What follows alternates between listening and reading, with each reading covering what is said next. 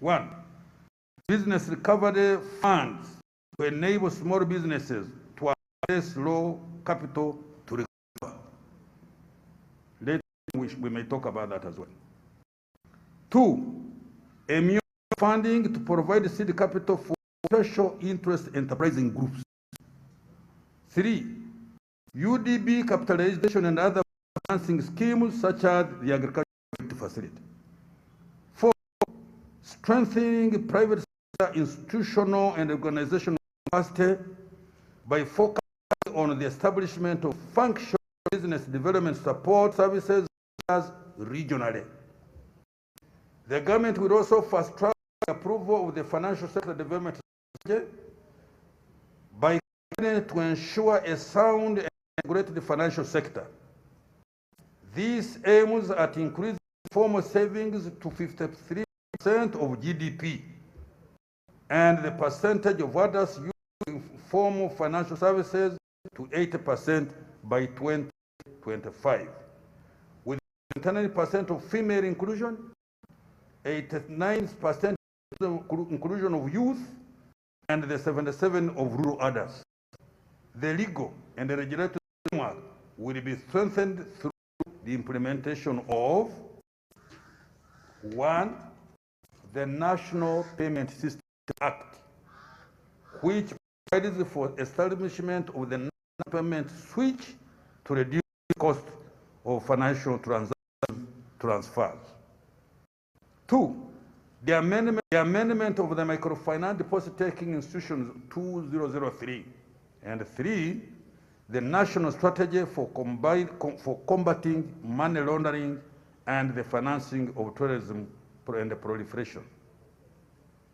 Now I turn to industrialization, agro-industrialization, and light manufacturing.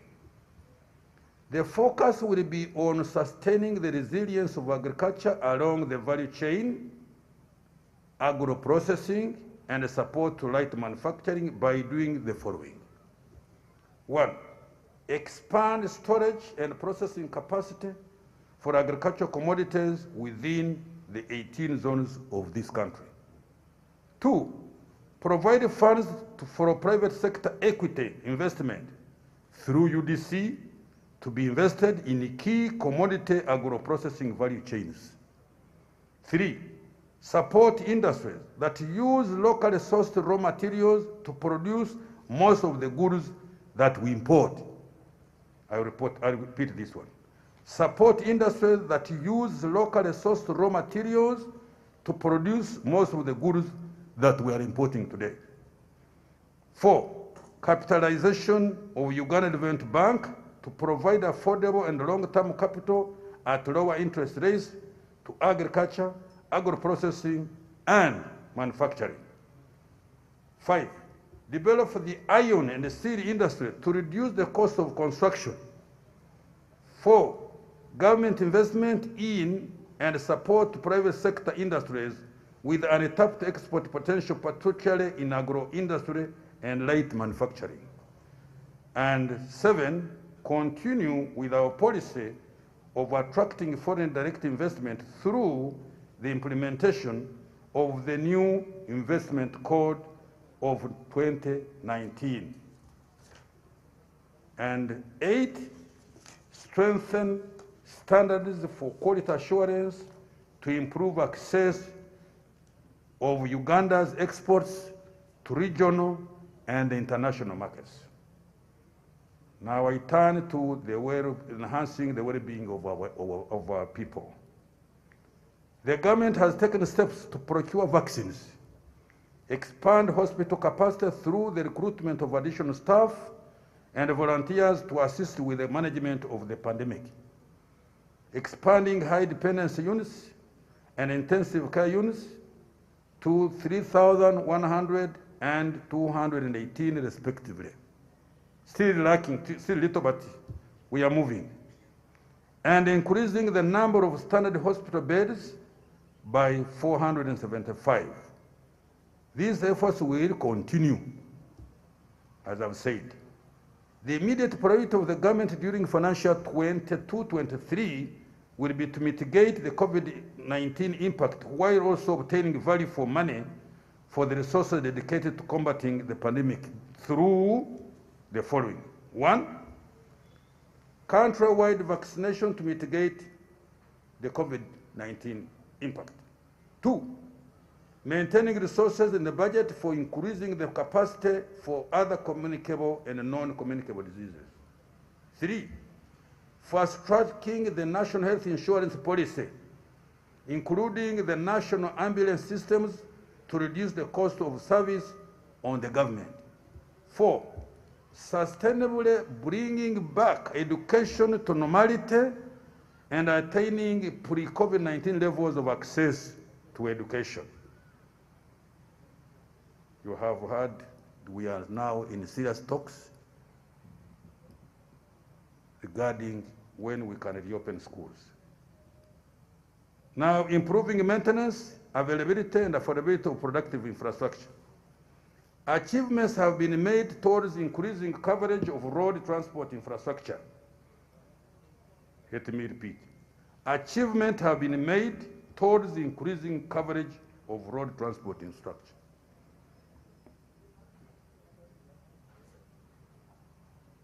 We may give you statistics at an appropriate time.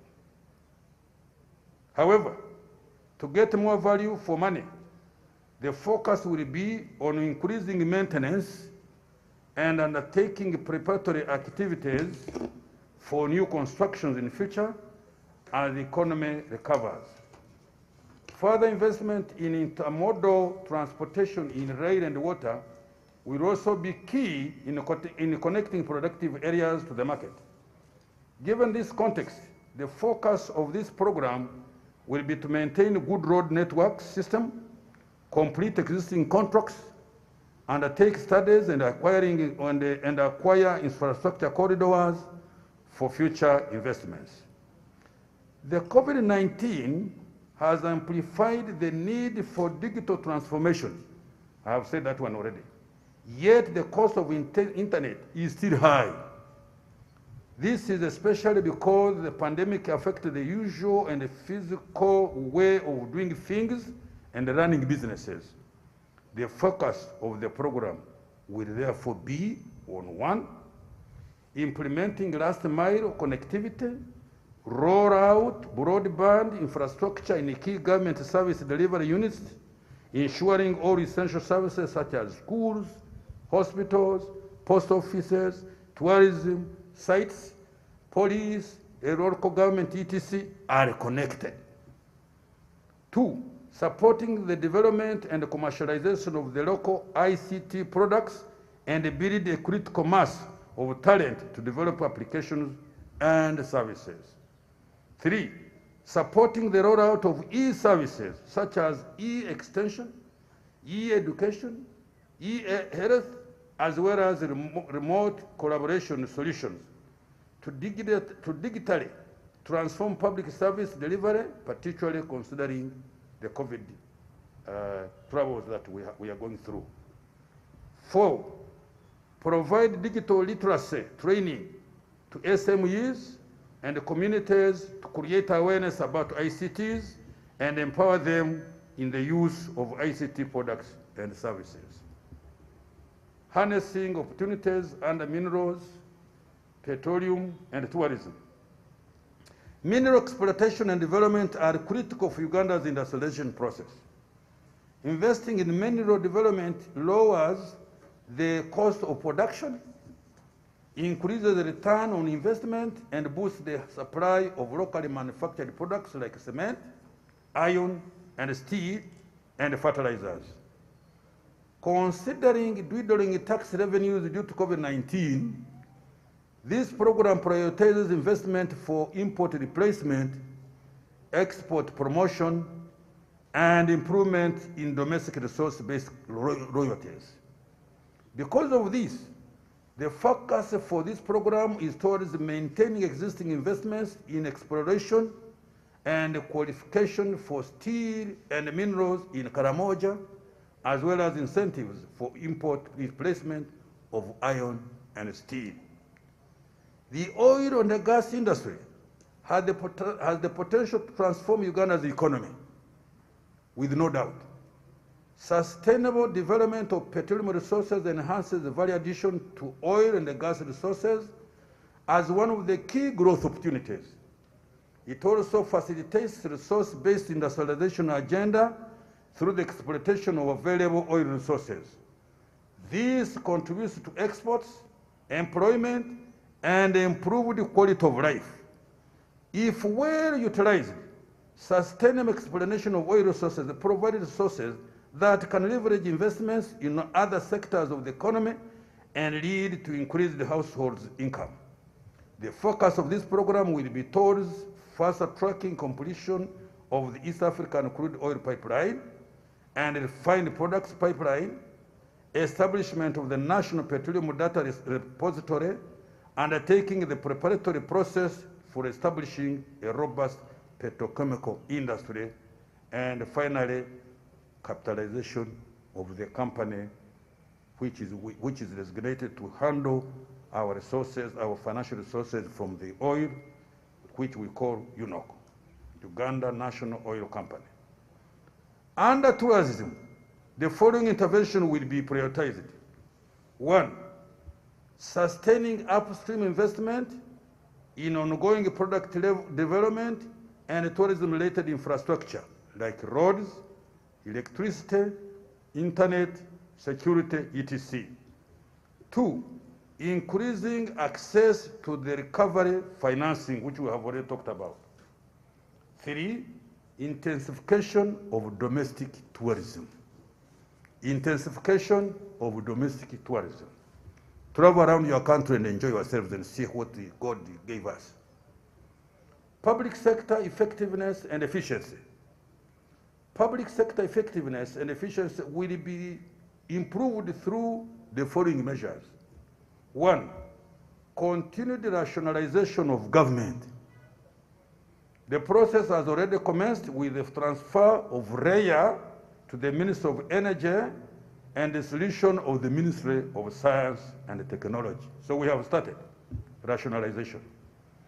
In line with the strategy of the government to catalyze industrialization, the government is finalizing the computation of the requirements for phased salary enhancement for scientists and health workers who are engaged in research and innovation, and implementation of which will commence in financial year 22-23, the one we are talking for now. 3, the government is implementing the parish development model, as I already said, as a mechanism aimed at alleviating poverty by improving household incomes and welfare through employment and wealth creation, especially targeting the 39 of households still outside the money economy. Financial 2021, the government released 200 billion for all parishes in this country. The focus is on implementing the following actions. 1, recruiting 5,192 to 10,594 required parish chiefs. 2, collection of data to guide proper planning for implementation of the model. 3, creation of parish development committees and orienting them about the model. 4, finalization of the implementation guidelines and orientation of stakeholders. And then 5, setting up an implementation unit. Going forward, other activities will be undertaken, and these include training of local government officials and parish chiefs, alignment of sub-program plans and budgets to the parish development model, operationalizing the community information system, establishment and strengthening of community-based financial institutions, and strengthening the legal and the policy framework of the model. To sustainably develop and transform the economy, we need to take urgent actions against climate change and ensure the efficient development of urban centers. Let me repeat this. To sustainably develop and transform this economy, we need to take urgent actions against climate change and ensure efficient development of urban centers. Well-planned and well-developed urban centers are critical for supporting the efficient settlement of people, service delivery, and trade. To this end, the government will prioritize the following. 1, climate change mitigation actions, including commercial tree planting, the eviction of wetland encroachers. I'm sure people will now say, there goes Kashaija. The eviction of wetland encroachers and restoration of the wetlands, and the enactment of bylaws by local government authorities. 2, implementation of the integrated physical and economic development plans in the new cities and the issuance of guidelines for their operationalization. 3, implement projects in line with the Greater Kampala Metropolitan Area Strategy. Now the financing strategy then. How are we going to get money for all these things we're talking about? The overall fiscal strategy is to promote inclusive growth, to increase household incomes and improve quality of life of Ugandans without compromising fiscal and debt sustainability. This will entail the implementation of the domestic revenue mobilization strategy. We have a strategy drawn. I don't know whether we have come with copies, you people, my staff.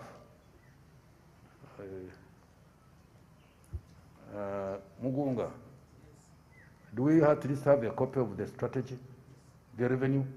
Please, please, please, these people will give you a copy. This will entail the implementation of the domestic revenue mobilization strategy to reduce the share of the budget that is financed through borrowing. This will entail implementation of the domestic revenue mobilization strategy to reduce the share of budget that is financed through borrowing. You know, some people are calling us, when I go to some place, they say, there is the minister of borrowing. I have my stuff, I also staff somewhere, wherever he appears somewhere, they say, that is the chief borrower. The DRMS aims at achieving revenue to GDP growth of 0.5 every financial year. The focus of the domestic revenue mobilization for financial year 22-23 will be more on enforcing compliance rather than introducing new taxes. Let me repeat this one for the business community, because they are complaining. You have heard our traders, when we changed the little tax, they were threatening even to go on strike. Don't go on strike. We will listen to you. You will take. I have signed the letter today to help you out of that problem. The focus of domestic revenue mobilization in financial 22-23 will be more on enforcing compliance than introducing new taxes. Countrymen, people who are doing business, people who are earning, please do accept to pay your taxes due. Paying a tax is a duty, is a noble duty, it's not a punishment. When you pay tax, you are actually investing. And this I'm addressing to businessmen. You are investing in security, you are investing in health for people who will come to buy what you are producing. You are investing in roads, you are investing in power. So please, give us the taxes as they fall due. The challenge of COVID-19 pandemic has had far-reaching implications and has led to an increase in fiscal deficit. We have said that already. The slowdown in growth plus additional expenditure requirements to finance government response measures further constrained fiscal space and necessitated additional borrowing. Uganda's debt to GDP ratio has since increased from 41% in financial 1920 to 49.9 as of June 2021. We have also referred to this in the past. The ratio is projected to increase to over 52.7% by the end of this financial year and peak at 51.1 at the end of financial year 22-23. Also, there are issues affecting the effective management of public debt. These include, among others, low absorption. Let me repeat this. People, the various sectors, please listen to this. Also, there are issues affecting the effective management of public debt. These include, among others, low absorption, access to the right of way for infrastructure projects. Parliament help us on this. And the change in global financing landscape that now offers less concessional borrowing. People are not interested to give us free money or cheap money. During the financial 22-23, government will continue focusing on recovery measures from the effects of COVID-19 pandemic to meet its debt management objectives.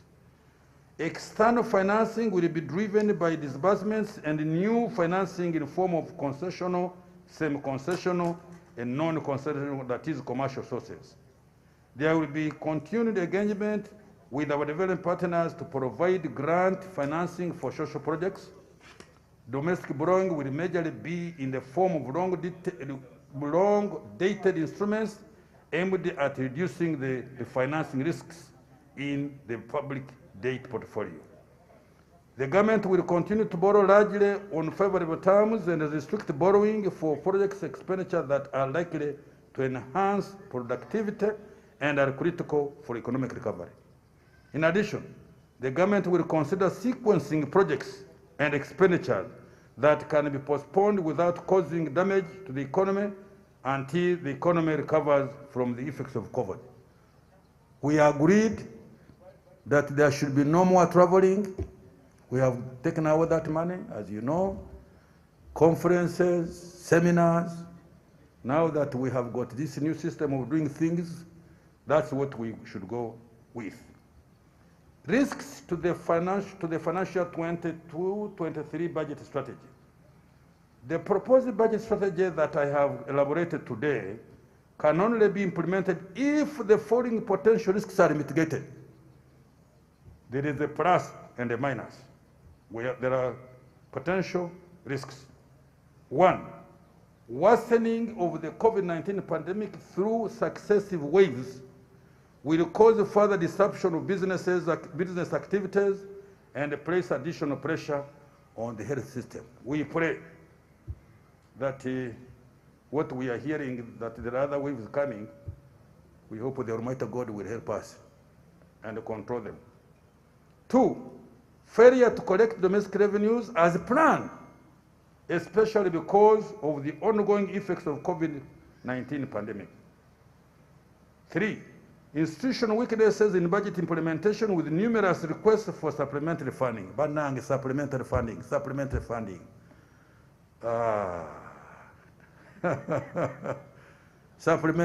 Please make it properly. Madam Prime Minister, I reach a point with my staff and we say, I can hear you properly. Is it still making sense to budget? The budget has been passed. The following day, you see somebody coming with a supplementary. What do we do now? So, Ma'am, you really need to put us together as a cabinet on this issue. What were you doing? Why didn't you foresee? I can understand certain things. I'll give you an example. Why didn't you budget properly when we have these international events, which you know? They don't. They wait. I don't know. They wait. They wait. Now, for example, now, we are going to Dubai. Was this Dubai Expo not known in advance? Why didn't we budget supplementary? Aha. It's making our life very difficult at the Ministry of Finance. I'm being very frank with you. I will coordinate you. Thank you. Institutional weaknesses in budget implementation with numerous requests for supplementary funding. 4, failure to align resources to budget priorities under the new program-based budgeting. 5, inadequate capacity of ministries, agencies, and local governments to implement budget priorities. Those weaknesses, inadequate capacity, we must sort them out, Madam Prime Minister. The government will ensure that it mitigates the risks within its control to ensure the implementation of the budget strategy. However, in conclusion, the budget for the coming financial year 22-23 seeks to implement policy actions to first and foremost accelerate interventions to put an end to the health and social crisis posed by the coronavirus pandemic and recover the economy back to pre-COVID-19 levels. Secondly, we will maintain investments in fundamentals for socio-economic transformation to build the resilience of our people and a more inclusive economy that benefits all Ugandans. I will repeat this. Second, let me repeat this. The budget for the coming financial year 22-23 seeks to implement policy actions to first and foremost accelerate interventions to put an end to the health and social crisis posed by coronavirus pandemic and recover the economy back to pre-COVID level. Secondly, we will maintain investments in fundamentals for socio-economic transformation to build the resilience of our people and a more inclusive economy that benefits all Ugandans. These proposed budget interventions are meant to kickstart budget consultations and the preparation of the National Budget Framework paper for the fiscal year 22-23. The next step of this consultation process is the local government regional workshops, which provide an opportunity for leaders in those areas and technocrats of the local governments to discuss specific issues and make policy proposals for consideration in the coming budget. This is where we should iron things. This is where we should state things, so that when we come to budget, we budget doing what we are doing. Really, someone to send us to ask for a supplementary on something that was so obvious by when we are budgeting, it is defeating me to understand. I now implore the program working groups to discuss and come up with specific actionable points and detailed priorities that are well sequenced within their strategic plans and the NDP 3 program. Let me repeat. I now empower the program working groups to discuss and come up with specific actionable points and detailed priorities that are well sequenced within the strategic plans and NDP 3 program implementation plans. With these words, once again, I thank you very much for having responded so positively to our invitation. Take my messages, please, quite seriously. We must budget. We must follow the budget strictly. If I'm still the Minister for Finance, please, and you bring me a supplementary request for an event which you should have known, I may decline to help because I don't have that money easily. You have my support. Thank you very much. Thank you for listening to me, for God and my country. Thank you. Another big hand clap for the Minister of Finance. Colleagues, allow me to now take the honor to invite the Right Honorable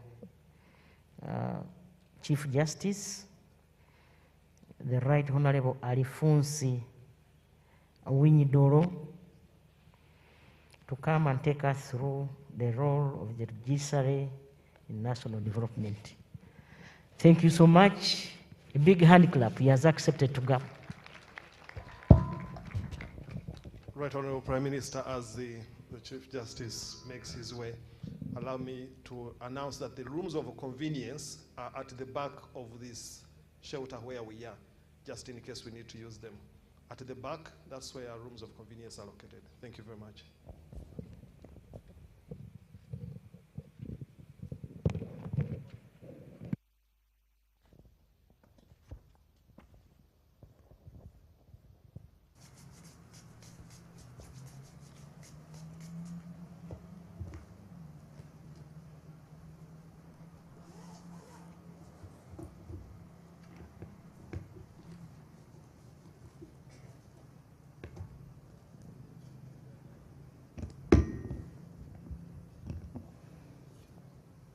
The Right Honorable Prime Minister,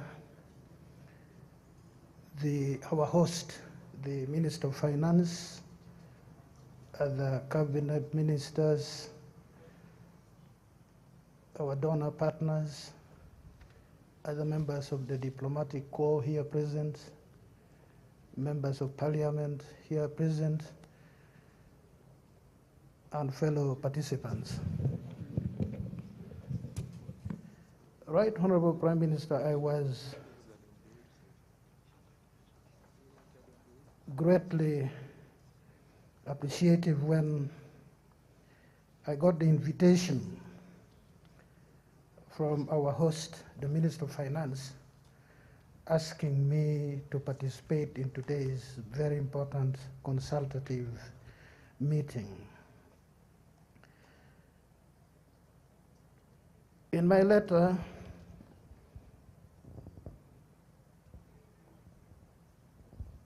the Honorable Minister says, as we start the second phase of the NDP 3, I will present government's achievements over the first phase, namely the challenges faced and the proposed strategies to facilitate government's socio-economic transformation agenda, including administration of justice. I have underlined because of obvious reasons. So I came here very expectant. I've religiously listened to the Honorable Minister and gone through his 16-page document, which is quite useful. Honorable Minister, you had said including administration of justice in my invitation. I will not say more than that. Now, the judiciary. I'll say the obvious. The judiciary is one of the three arms of government. For a long time, it was referred to, most erroneously, as the third arm of government. The Constitution, the laws of the land, the judiciary is one of the three. It is one of the three basic pillars of a constitution anywhere in the world. What is unfortunate, Right Honorable Prime Minister, that in this country, and I've been around for quite a while in this country, the judiciary has not been given its rightful place to be able to function, to be able to serve the people of this country.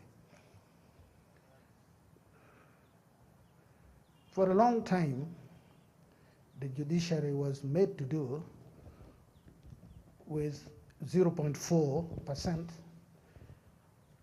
of the national budget, invariably, just 0.4.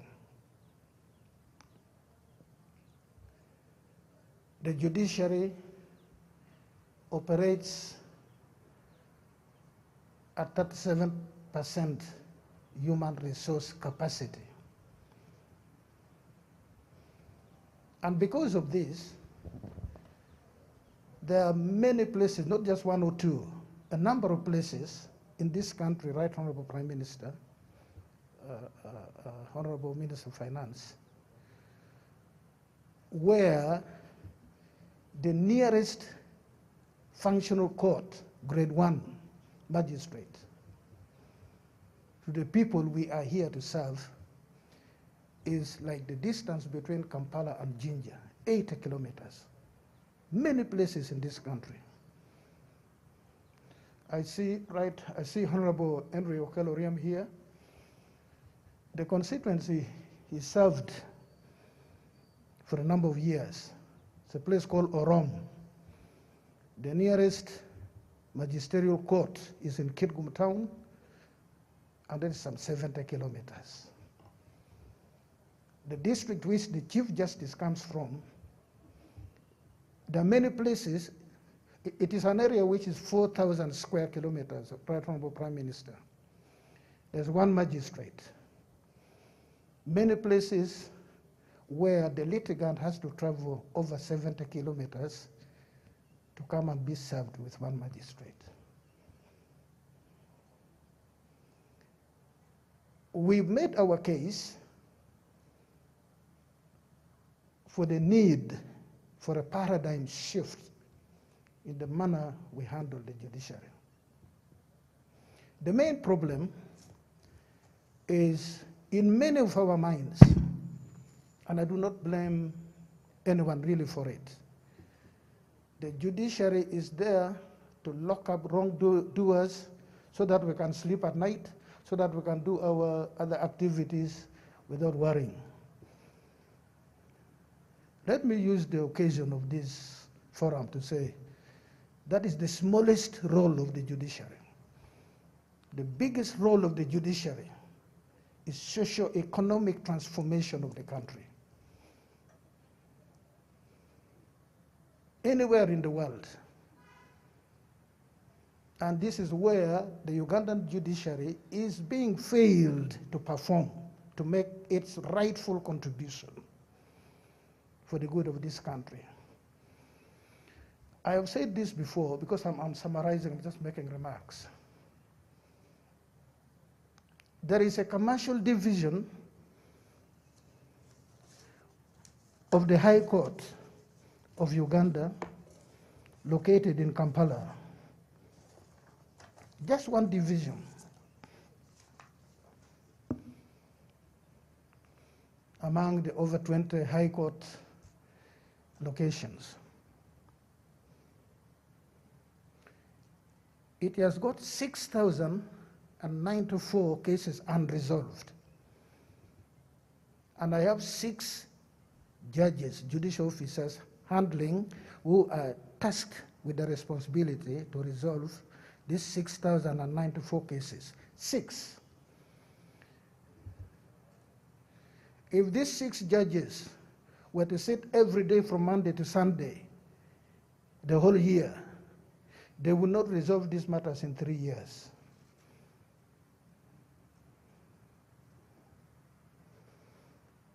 And yet these 6,094 cases are worth 4 trillion shillings, 4.6, close to 5 trillion shillings locked up. Now, Honorable Minister of Finance, if you gave me 10 more judges for the commercial division alone, and I deployed 15 judges, I would be very happy if you ask me after 24 months that how are you performing in the commercial division. So it's not like you're sinking money in a non-productive in terms of socioeconomic development. You're employing 10 more judicial officers in the commercial division who will release 5 trillion shillings into the economy, and you're better placed to explain what that means. So we're asking, and this case, this narrative extends to land cases in this country. So much land worth hundreds of billions of shillings are locked up because I do not have the judicial officers to dispose of them. So you hear people have been fighting over land for 7 years in the magistrate's court. Then when they appeal to the High Court, it takes 3 years.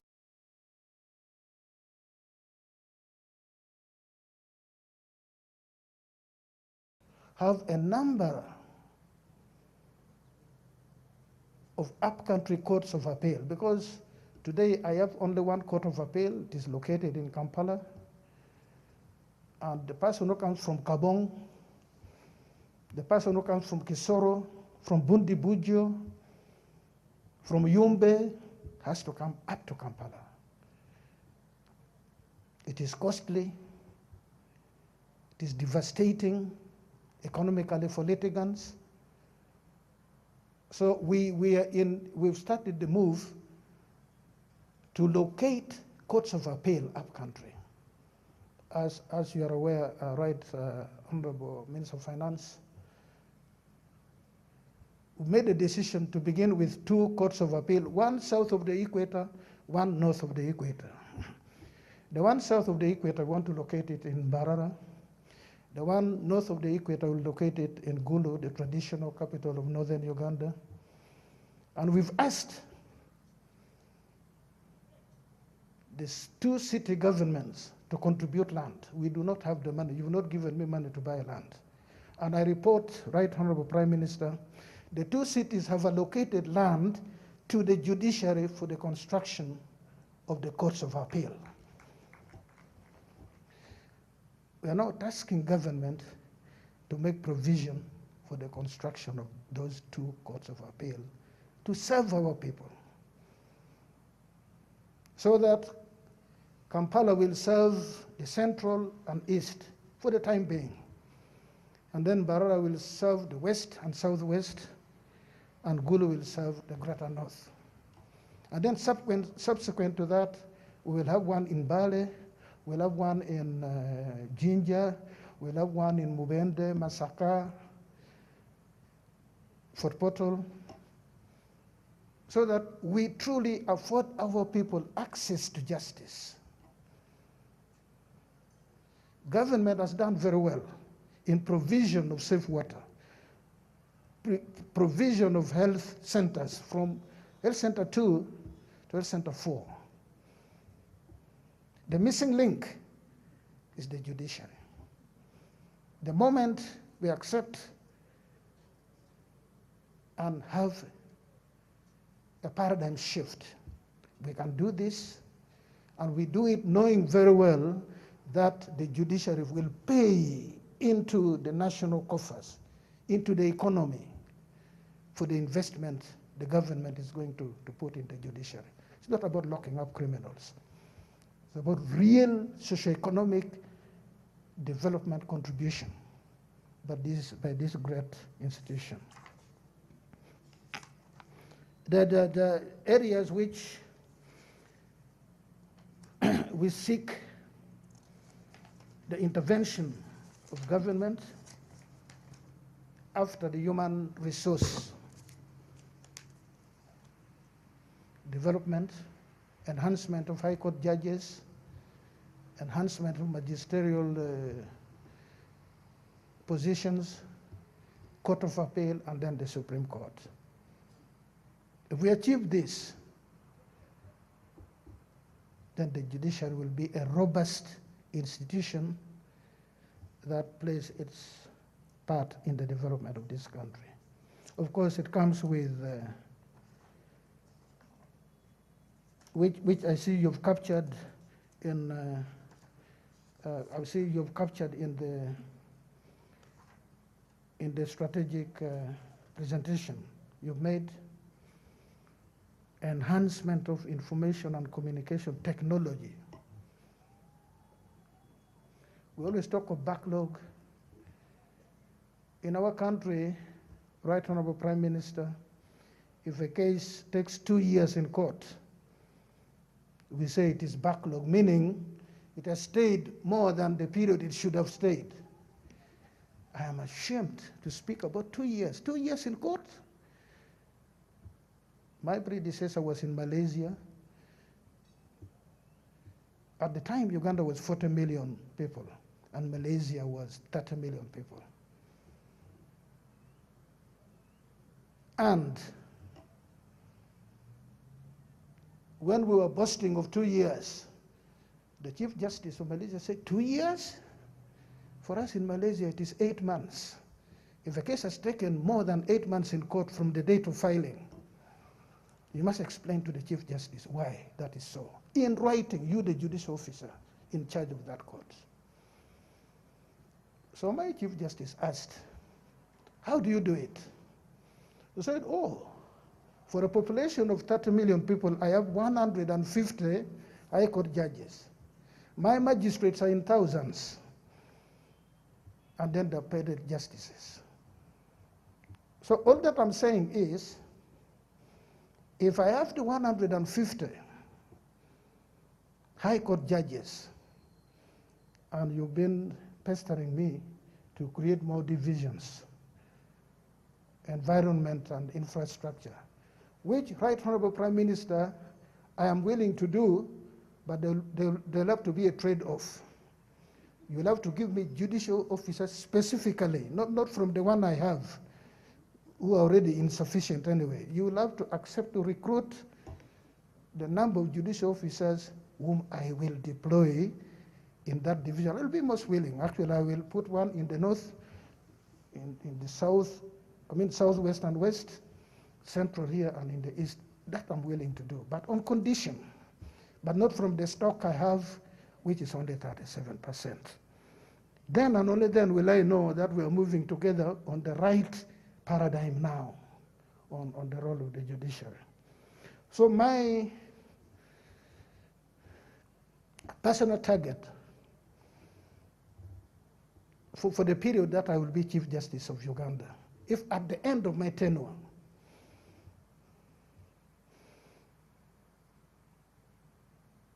the longest distance that a litigant walks to a court of law, a magistrate grade 1, is a walking distance, I will consider my tenure as successful. If I leave the judiciary, where a litigant has to travel between Kampala and Lugazi to get a magistrate grade 1, I will put it in writing that I've failed. If I would have achieved a situation where there are courts of appeal here Walking in the center, distance, I think you were talking in terms of a sub-county. yes, and I'm talking of walking as on foot, not walking on a border, on foot. Thank you, Right Honorable Prime Minister. If by that time we have, wherever there is Health Center 3, there is a magistrate grade 1, then we are moving in the right direction. Then we are truly serving our people, the people for whom we have taken positions of responsibility, of leadership responsibility. I believe it can be done. A small price to pay, but the consequences are greatly beneficial, because we will pay. I give my word, we will pay. We can have more discussions on this, but the judiciary will pay for whatever the government is going to sink in changing the face of the judiciary, in making the judiciary a robust and functional institution, administering justice, resolving disputes, and so on and so forth. It is with this that I want again to thank the Honorable Minister of Finance for according me the opportunity to say a word in this setting. Thank you so much. Let us give him a bigger hand clap.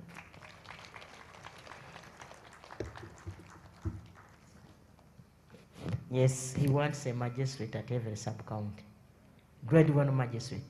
Currently, he's targeting the constituents.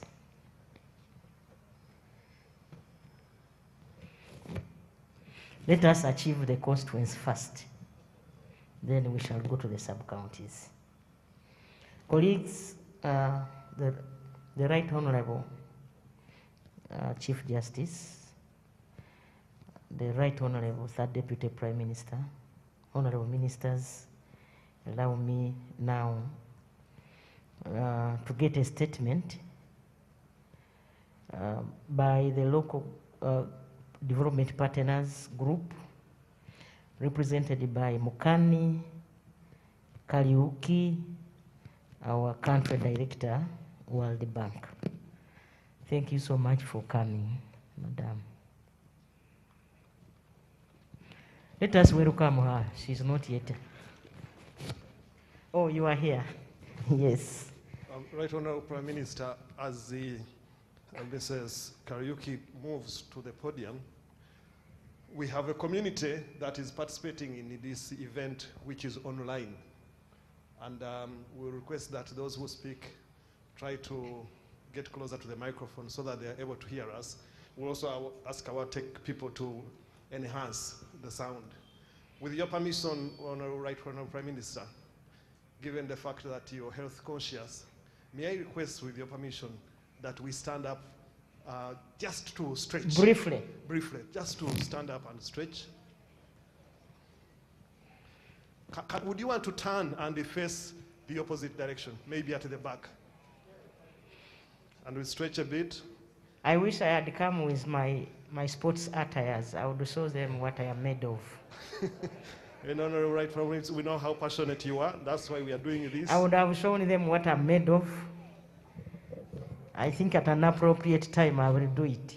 Thank you very much. We're most honored. Could we turn back and then we Let sit? us have our seats. Thank you very much. Colleagues, I wanted to suggest that we shall have a working tea break. Working break. Ma'am, start your work. Right Honorable Chief Justice, Right Honorable Prime Minister and Deputy Prime Ministers, Honorable Minister of Finance, Planning and Economic Development, Honorable Ministers and Members of Parliament, representatives of local government, civil society organizations and the private sector, members of the diplomatic community, distinguished participants, ladies and gentlemen.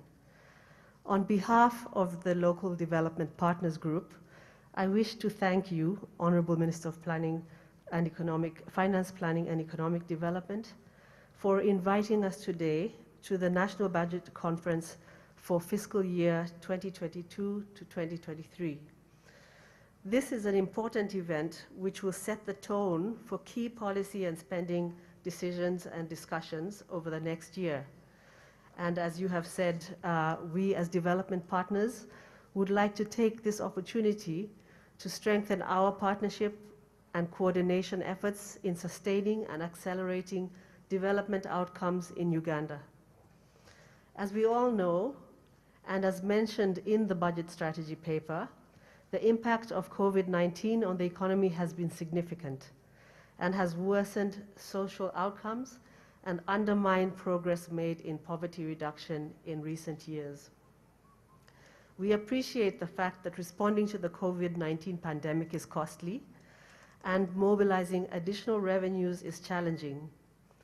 Therefore, it is important that the fiscal year 2022-23 budget continues to focus on maintaining debt sustainability, increasing domestic revenue collection, limiting domestic borrowing, and maximizing the use of external concessional financing. Debt service rescheduling through the Debt Service Suspension Initiative would also offer additional fiscal space. And we've heard from you earlier, Honorable Minister, that many of these issues are top of your agenda. As noted in the budget strategy paper, government will continue to support several COVID-19 response measures, such as the utilities support, tax deferrals and exemptions, labor-intensive public works, support to SMEs, MYOGA, and others. Many of these were developed at the beginning of the pandemic, and in view of recent developments, including the second wave, Before rolling over these activities or response measures, we would recommend that an assessment of the impact of these measures is undertaken so that it will guide in adjustments required to ensure that the desired outcomes are achieved. In terms of budget prioritization, we appreciate the improvements in the 2021-22 budget, especially the increase in social spending that 2022-23 budget, and especially the increase in social spending that is planned. As an input to this budget, and over the medium term, we would like to emphasize a few points for your consideration. Firstly, we encourage the government to prioritize spending to meet the needs and challenges of the potential additional waves of COVID-19 that you mentioned, that you'd hope to avoid. And we believe that it is necessary to underscore key priorities such as increased health spending for vaccines and investing in sectors such as agribusiness, light-scale manufacturing, tourism, transport and logistics, ICT and construction that can have negative ripple effects on the economy. Secondly, investing more extensively in human capital is necessary to ensure delivery of quality essential services, promote equal access for all to education and health, and capitalize on Uganda's demographic growth. The country's large youthful population will require broad support to play their role in contributing to Uganda's future. Therefore, further increases in public expenditure in the health and education sectors will be essential, and we would welcome a positive trend in this regard.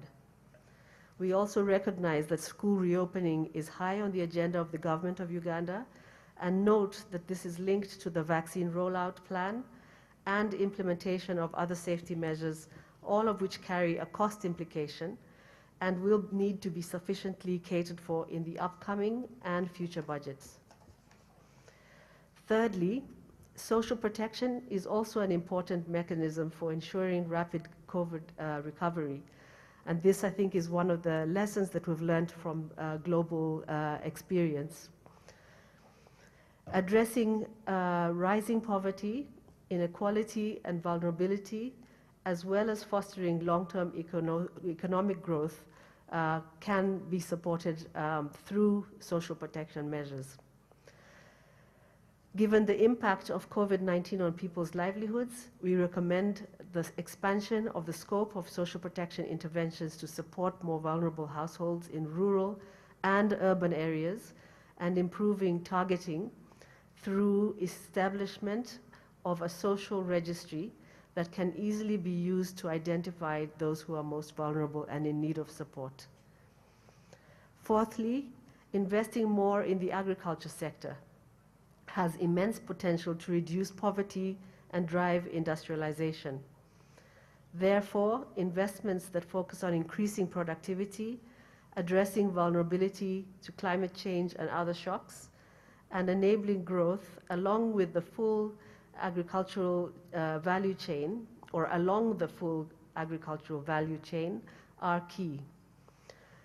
In view of the government's focus on agribusiness, and in order to ensure sustainability, we would therefore like to urge the government to relook at provision of free seeds, planting materials, and improved breeding stock to ensure the effectiveness and options for scaling up these programs through the private sector, which has been highlighted as one of the key actors in the speech today.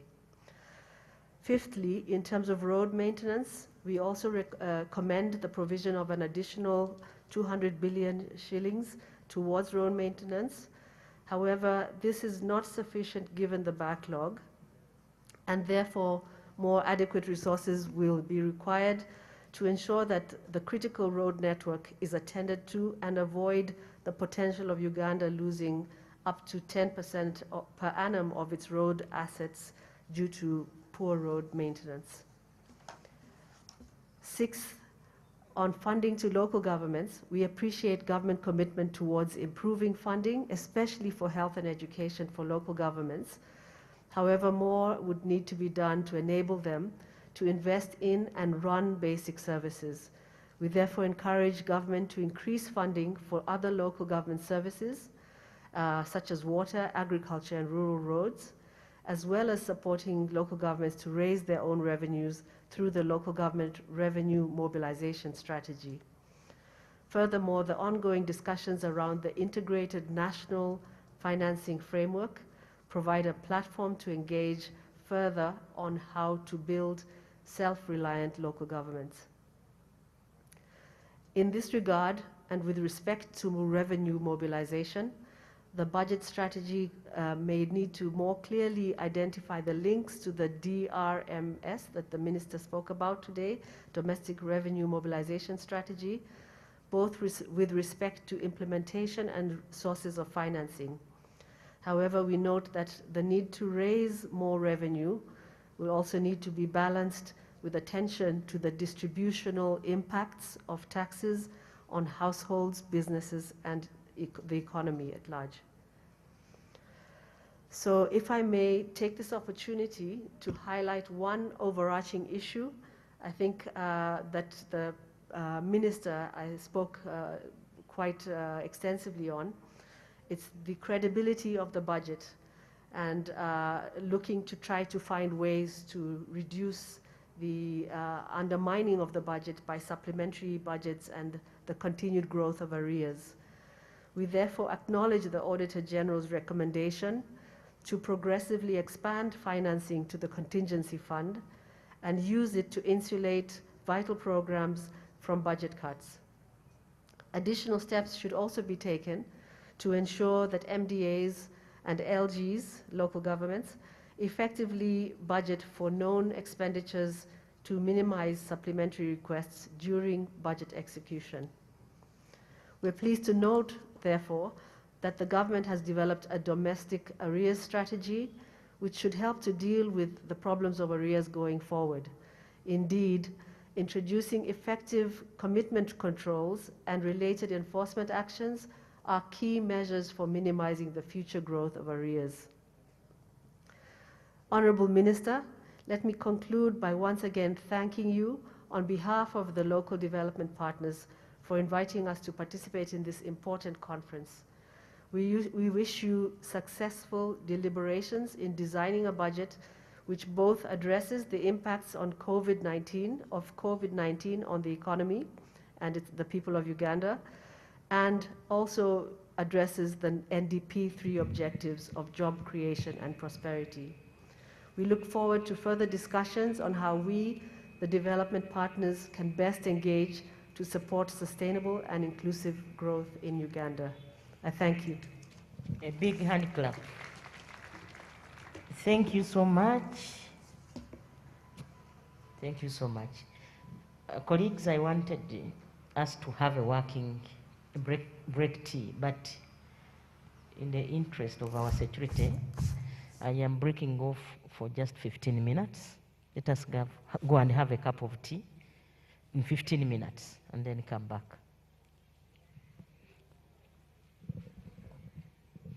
Of course, we have to give priority to the VIPs. Thank you very much, Right Honorable Prime Minister, for your guidance. May I request that we allow the VVIPs to proceed to the tent just next to where the prisons band is. We'll ask the prisons band to play some music in the interlude. My colleagues from the ministry, we may have to guide the delegates on this side.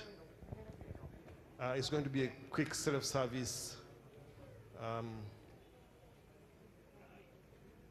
tea and coffee break.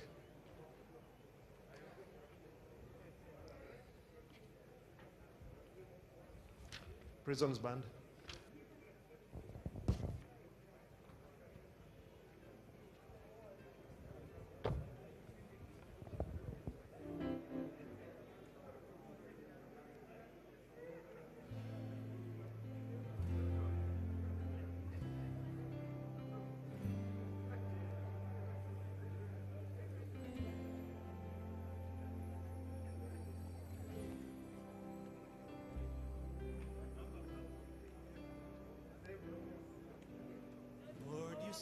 so far away, a million miles or more it feels today.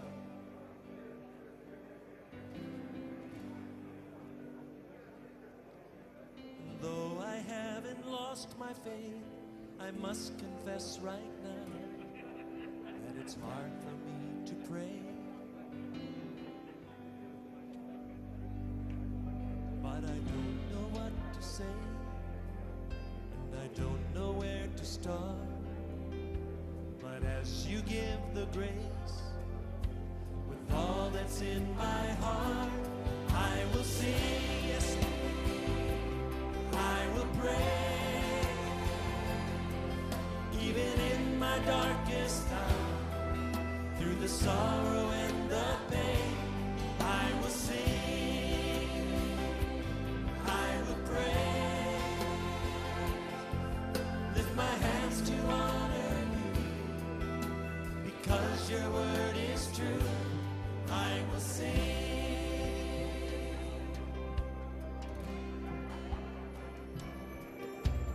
Lord,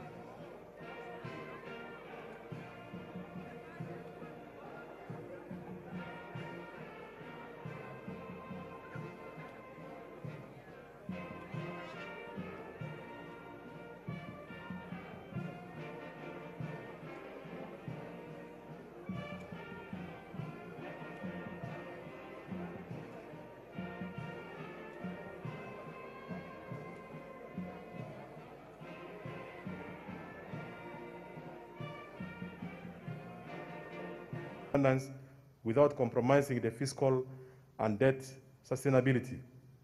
This will entail implementation of domestic revenue mobilization strategy to reduce the share of the budget that is financed through borrowing. Revenue strategy. Governments continue to implement the domestic revenue mobilization strategy, which is premised on the need and potential to generate sufficient domestic revenues to deliver essential public goods and services required to achieve the National Development Plan 3 goals.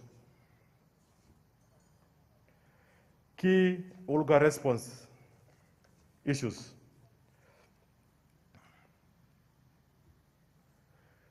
Right Honorable Prime Minister, for local governments to effectively make their contribution towards the realization of identified objectives and investment areas, there is a need for government to undertake the following.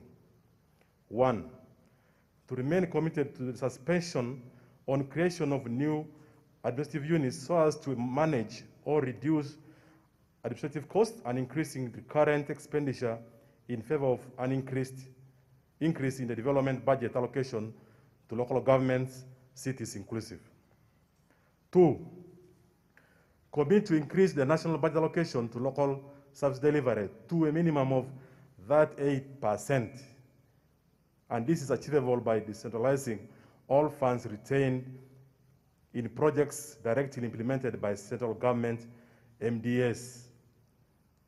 These projects can be heavily handled by local governments with the technical and hands-on support from central government officials as lawfully provided for. It only takes political and technical goodwill.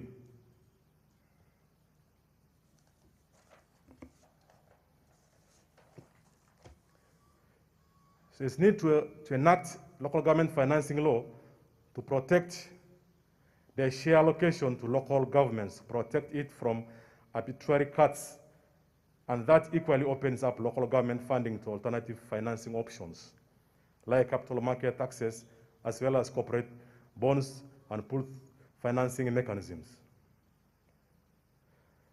5, the domestic revenue mobilization strategy by government must bring on board the local government revenue mobilization strategy as developed by local government sector under the stewardship of our local government finance commission. To this end, we local government urge government to respect the discretionary mandates as provided by the Constitution of the Republic of Uganda, and in particular refrain and reverse policies that are not in consonance with the law of the land. Parliament is called upon to consider the motion on directing government to reverse the directive to local governments on remittance of local revenue to the consolidated fund, which I am sure, I think Parliament yesterday handled it. And my appeal is, in future, when we are coming up with some of these laws, we appreciate enactment of laws and reforms being made. We should be consulted as local governments because we represent the common man there.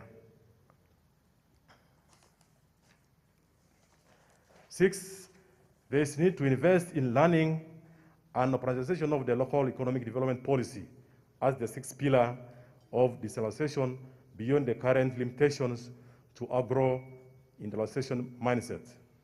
To begin with, there is need to revitalize the national-led resource team to oversee the coordination and implementation of the led policy. There is need to operationalize with adequate funding local government institutional framework for led implementation. The national-led policy identifies both the national-led team and the district-led teams. Similarly, there is need to strengthen the office of the district commercial officers and orient the activities towards implementation of the led policy. We need stronger partnership between the public and private sector supported by working policies. The public-private partnership policy and legal framework are collecting dust on the shelves. I want to commend the Ministry of Local Government, Mr. Alani Ministry, for ensuring that the department is established in the ministry, and all we need government is to see how they can support and operationalize this good policy. Aware that of recent UBOS did release in terms of assessing which region was more better than the other, and it was of our disadvantage that Karamoja, which has always been the poorest, has now got an ally, that is Gulu area, Acholi. So even when we are allocating some of these resources, can we considering areas that are reflected to be lagging behind? Because Uganda as a country must achieve middle-income status as a unit. So in terms of equalization grant, we need to consider Karamoja and Acholi sub-region. 7, central government needs to create a balanced approach in allocations that position the agriculture sector for what it is to this by funding it beyond its current provisions. Anything below a minimum of 10% provision renders the economy to an uphill recovery climb.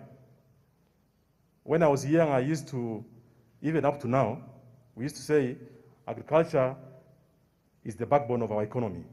But given what we give to the agriculture sector, we need to walk the talk because we should have signed the protocol in terms of what percentage will be given to the agriculture sector. So it's an appeal from local government that we raised. Number 8, regional and international competitiveness calls for greater synergies and involvement of key actors on the integration and development agenda. For the case of East African community integration, we call on government to work closely with the non-state actors in rolling out the EAC trade policies and other agenda. Can we have a national consultative dialogue platform activated under the Ministry of East African Community, co-hosted with that of Foreign Affairs? Number 9, COVID pandemic efforts that ignore the benefits that come with functional local governance system shall continue to struggle when it comes to community mobilization to increase uptake for vaccination, as well as enforcement of COVID-19 guidelines. In as much as the stewardship of the RDCs is appreciated, it is undisputed that local leaders have much more to bring on board for the next mile, and therefore it is critical to have effective guidelines for councils to continue to function in addition to being well facilitated. Number 10, the digital transformation program should address investments in e-governance to ensure that the general oversight of implementation of government priority programs as well as local priorities takes the right course. 11, we have new cities that is as much as important to prioritize their growth and development. We are beginning to skew urban planning to their soul structure. Under this Sustainable Development and Housing Program, we propose that matters of cities' institutional development and management be left to local government ministry, where the whole urban agenda can be propelled towards a wholesome growth and development agenda inclusive of municipalities, town boards, town councils, and in tandem with the effects and implications on the rural divide. This will provide for a more coordinated approach informed by appropriate guidelines that inform our local government system. The current rationalization of government institutions should be able to take care of this reorganization proposal. 12, the issues of inadequate human resource at local government level continues to remain unaddressed through inadequate wage bill provisions. This anomaly, if handled, will inform and greatly push the investment of human capital development. The current efforts under the parish development model are appreciated. We equally call for attention, particularly in providing local government with critical staff and extension workers. A minimum provision of at least 80% field staffing structures at the local government is recommended. We, as ULGA, wish to underscore the need for government to plan for a fund to conduct timely induction of local government councils, as well as orientation for civil servants joining service. I think this one will go a long way in mitigating unnecessary conflicts, because most of the leaders come when they are already biased. So if they are inducted and oriented, it will help our cadres to work peacefully. We also urge government to strengthen supervision, inspection, monitoring, and technical backstopping, as opposed to actually getting involved in direct execution of decentralized mandates. Right Honorable Prime Minister Joseph Lomonyang, ULGA President, I submit. Thank you so much, Joseph. A big hand clap. Before I invite the Executive Director of Civil Society Budget Advocacy Group, allow me to recognize the following people who are present. Amidst us, of course you are aware, we have the Right Honorable Chief Justice, the Right Honorable Alifunsi Chigamoy Owinyidoro. Amidst us, we have the Third Deputy Prime Minister, the Honorable Lukia Nakadama. I recognize the presence of the Honorable Secretary General and his deputy. I request they stand up for recognition. The Honorable Ministers and the Ministers of State, please stand up for recognition. The Members of Parliament who were invited, stand up for recognition. Amidst us, we have the Secretary to Cabinet. I request that she stands up for recognition. The Permanent Secretary is present. Please stand up for recognition. Ambassadors and civil society organizations, in that order. So, colleagues, allow me to invite Mr. Julius Mukunda to make a statement on behalf of Civil Society Budget Advocacy Group. Thank you so much.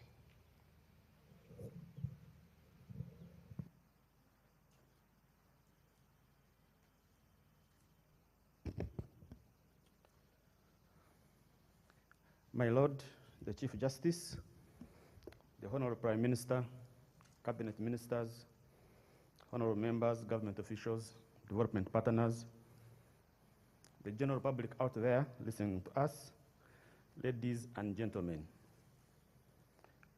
Honorable Prime Minister, because of experience, I know time is running short.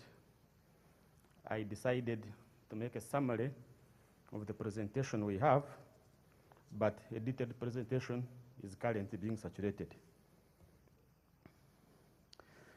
Honorable Prime Minister, allow me to congratulate you upon your appointment to the office of the Prime Minister.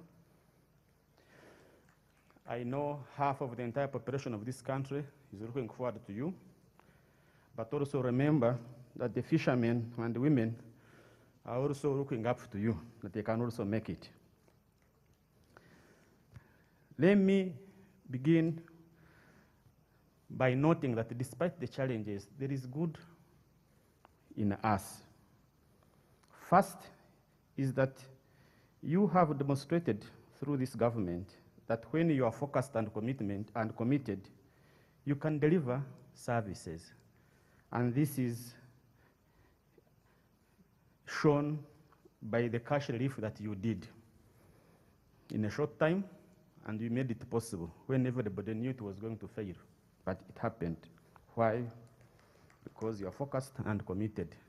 We can debate whether people have received money or not, but you did it publicly in a transparent manner, and it is our job now to begin digging up the data. Secondly, is that despite the challenges that the people of Uganda and the country and the government, we can manage through crises. We had thought that the COVID pandemic would actually be even worse than what we are facing when we look at other countries. But we are glad that the government, and especially the Ministry of Health, is containing the spread of the disease, and today we are partially opened the economy. The third, Honorable Prime Minister, is that despite the challenges we are facing, when we compared the financial 2019-20 and 2020-21, we realized that URA revenue collections actually increased by 14.9%. We commend the leadership at URA for this achievement amidst these challenges, an indication that if things were better, we would definitely be in a better position. Honorable Prime Minister, I wish also commend the Minister of Finance for organizing the National Budget Month, which allowed the citizens of Uganda to engage in the budget process. Involving citizens in the budget process is critical in promoting transparency and accountability, and it also promotes ownership. This activity is special because it is a joint effort between civil society and the government through the Ministry of Finance. Honorable Prime Minister, also one of the key elements we have also appreciated is that you have listened. The last COVID stimulus package was a beneficiary to the rich boys and girls of this country. But we are now aware that specifically you are now targeting, the stimulus package is targeting the small and medium enterprises, which is very critical because they are the bedrock of this economy. We look forward for increased transparency on how this fund is going to be utilized. Honorable Prime Minister, let me mention a few areas of intervention we think if you address can mitigate the COVID effect, but also lead us to a quicker recovery. First and foremost is we need a programmatic pathway to reducing domestic arrears. The government strategy of publishing arrears is commendable, but it is imperative to mitigate the perennial creation of domestic arrears beyond the commitment control system. What we are lacking, Honorable Prime Minister, is enforcement. For the proposed action to enforce penalties and sanctions to those who continue to create arrears following the finalization of the validated arrears stock. Secondly, inadequate financing for the parish model, development model. While Uganda decentralization structure establishes parish and wards as administrative units, the budgetary and institutional readiness remains short of the requisite provision. The National Planning Authority estimates that it requires 1.9 trillion annually to operationalize the parish model, of which the budget provisions are significantly lower. While the service delivery model is essential, there is a risk of creating structures without requisite implementation tools. High cost of public investment. Uganda compares unfavorably to its neighbors in the public investment efficiency score, and also below the average of all the 127 countries included. The delayed implementation of e-procurement strategy has promoted procurement malpractices, in addition to the poor preparation of project implementation, especially acquisition of the right of way. In financial 2019-20, government of Uganda spent a close to $11.8 million on court processes that dated 2018 because of delayed completion of transmission lines due to lack of right of way. Low investment to human capital development. I concur with our colleagues, development partners, that we need to scale up investment in human capital development. Uganda spends around 2.5% of its GDP on education, half the average of low-income countries, as well as the East African average, and 6.5% of GDP on health, nearly half the 2006 share of GDP. Consequently, completion rates have dwindled, and catastrophic expenditure in health continues to prevail, associated with higher out-of-pocket.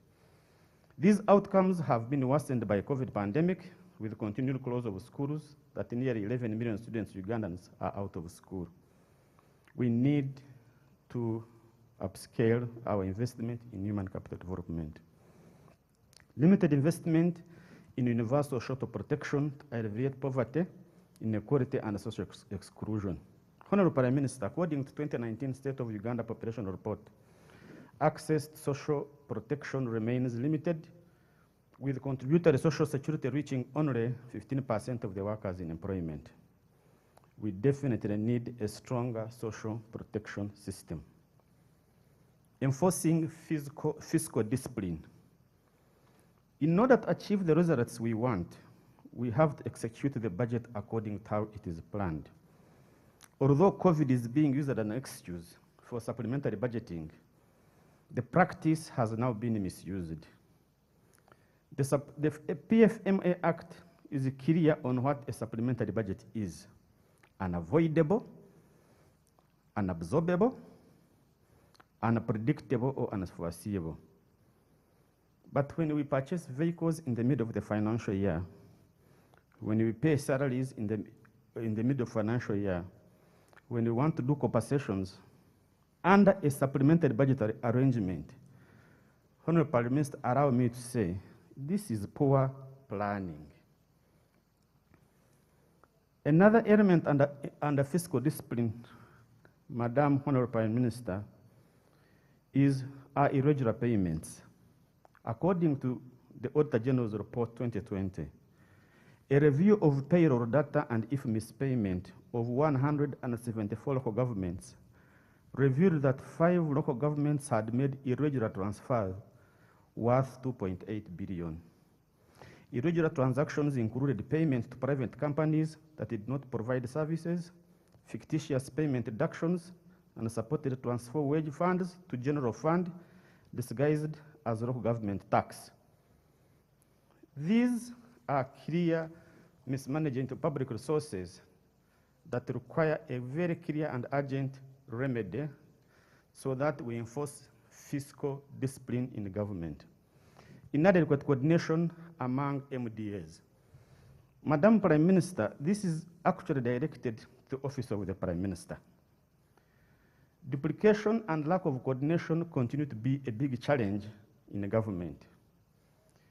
I recently found out that actually a government department can sue another in a government court on a small thing such as sharing of property.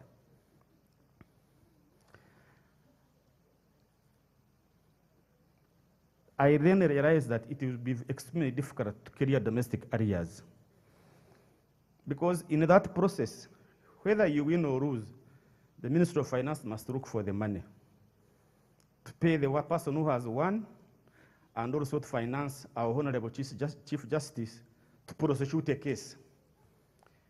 We strongly believe, Honorable Prime Minister, that you can do away with this immediately by issuing guidelines to say for any government department that has issues with another, they should come to your office and you settle them. Duplication of services. Honorable Prime Minister, just hear this. Kampala City Authority would like to build industrial parks. Fantastic. But Minister of Agriculture also wants to build industrial parks. Fantastic. Uganda Investment Authority would like to build industrial park. Fantastic. But we also have the Free Zones Authority mandated for this kind of work. This duplication increases the cost of business in this country, increases cost on our treasury, and we know it is something, again, that you can clearly eradicate with your powerful office. Investing in planning and research. Madam Prime Minister, those who fail to plan to fail. 54%, 78 out of 144 MDAs and missions abroad have submitted plans for review and approval by the nation to the National Planning Authority. Only 54%. Only 4 out of 18 program working group and NP and NDP are operational. The rest are operating at half capacity, and some are not even operating at all. How are we going to achieve the aspirations of the National Development Plan 3? Again, Honorable Prime Minister, I know that your office can immediately deal with this. That's why when you don't have a plan, you come for a supplementary budget the next day when the financial year has ended. We need to put a stop to that. Reducing administrative costs on government. Honorable Prime Minister, we welcome government to implement the rationalization of government, departments, and agency policy. But the process is very slow and painful, especially for those whose agencies are likely to be merged. You don't want to wake up every morning and you say, we are going to merge you, and it takes 3 years for you to be merged.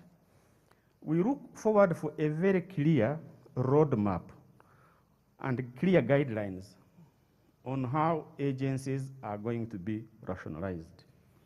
Lastly, Honorable Prime Minister, fighting corruption needs heavy investment. I request that you pause a bit. I want us to welcome the Vice President. Stand up.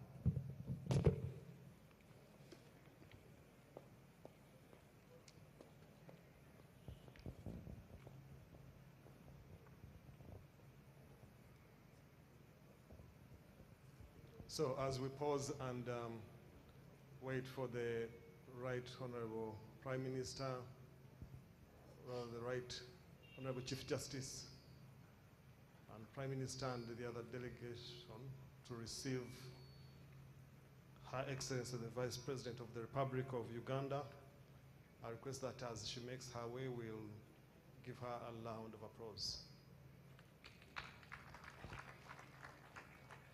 Thank you very much.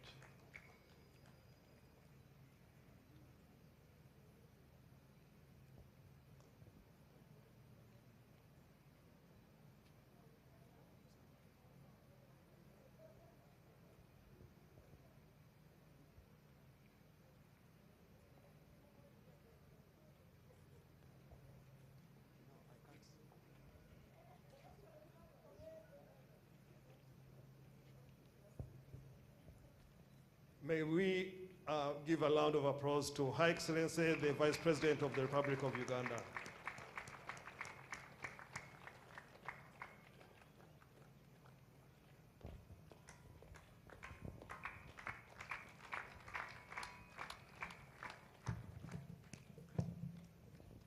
Thank you so much. we can have our seats.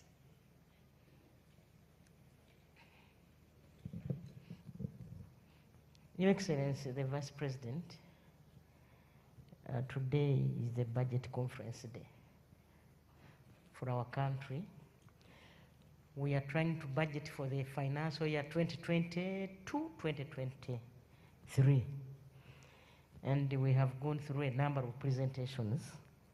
Currently, we are having a presentation, or concluding a presentation from Uganda Civil Society Budgetary Advocacy Group. And currently, the Executive Director, Julius Mukunda, is on the podium. Thank you so much for coming. Thank you so much for gracing our question. Thank you so much. Please continue. Thanks, Honorable Prime Minister. As I was saying, my last point was on fighting corruption. We know we need heavy investments in fighting corruption. But Honorable Prime Minister, there are smaller things we can do, and that is increasing public access to information. The Ministry of Finance has made it so easy for citizens to analyze the budget. But this practice is not being followed by other MDAs. If other MDAs could upload their work plans, their BOQs in a timely manner, I can assure you, Honorable Prime Minister, you will not need to invest so much money in fighting corruption because citizens will do it for you. In conclusion, overall, the realization of NDP3 target, including lower income status, faces sizable challenges in the persistent COVID and associated downside effect of the economy. Prudent debt management will remain critical while negotiating for concessional borrowing. We retaliate the need to collect more revenues and spend better because every shilling counts. In terms of expenditure, we need to tighten on leakages through prohibitive punitive measures on errant officers, but also improve institutional capacity of several agencies to invest better. Human capital development and social protection investments should be prioritized and protected, allowing for incremental growth, reflecting annual increases of at least the economic growth, population growth, and inflation. Honorable Prime Minister, we value very much the proactive multi-stakeholder platform you have provided for continued policy dialogue and engagements. I thank you.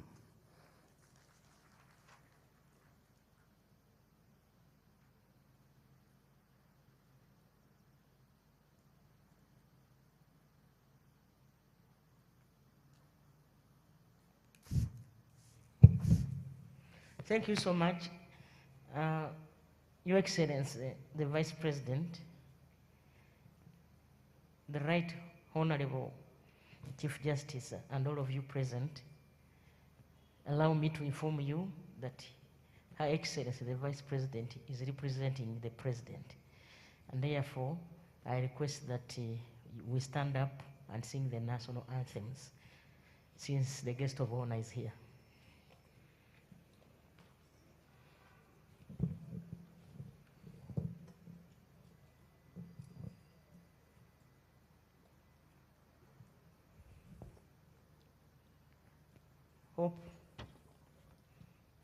Hope the MC is helping us. The police band.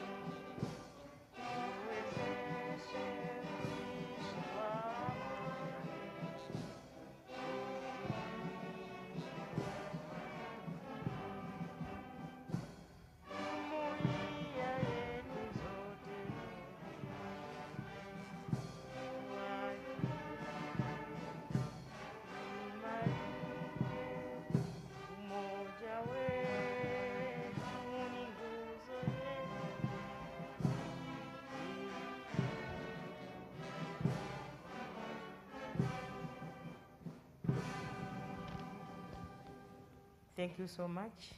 Let us have our seats.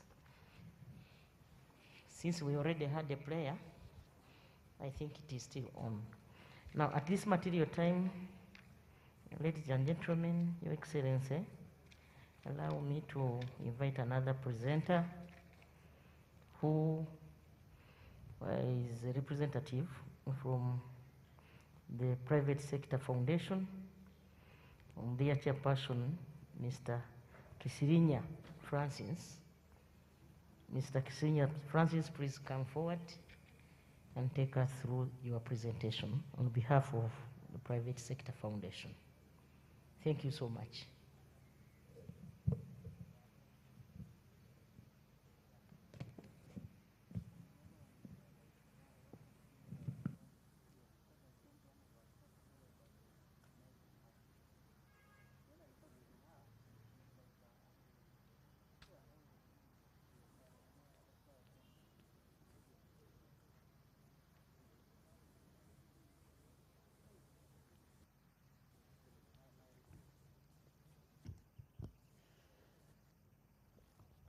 Your Excellency, the Vice President and representing the President of Uganda, my Lord, the Chief Justice, Right Honorable Prime Minister, and Third Deputy.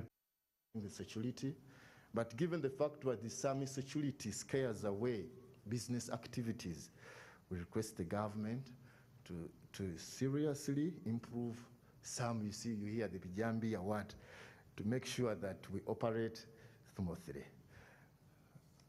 For God and my country, I submit. Thank you. Thank you so much. A big hand clap for him. Your Excellency, the Vice President, the Right Chief Justice, the Right Honorable Deputy, Third Deputy Prime Minister, and all of you ministers, ladies and gentlemen, I think we can stand a bit and have some simple exercise for us to keep moving as we prepare to go for plenary discussion. Some simple exercise. I had invited some gym instructors, yes, to make us go through this. Yes, you can use the other one. Those people have helped me to keep fit. In fact, if I had dressed properly, I would show you what to do. But now that I'm not dressed properly, I will be like you. Some simple exercise, just very quickly. We have only 5 minutes to go. Thank you, Right Honorable Prime Minister. I will just first have my colleague to do a breathe in and out, then we will do the simple stretches. Thank you so much. Let's try to breathe in. Hold your breath in for only 4 seconds. Try to breathe in, in, and out. Second phase, we are going for only 6 seconds. Again, let's try it out. Try to breathe in,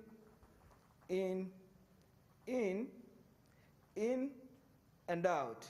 Thank you so much. Let me hand you over to Coach Bob for the dynamic stretches. Everybody, hands up, straight like this.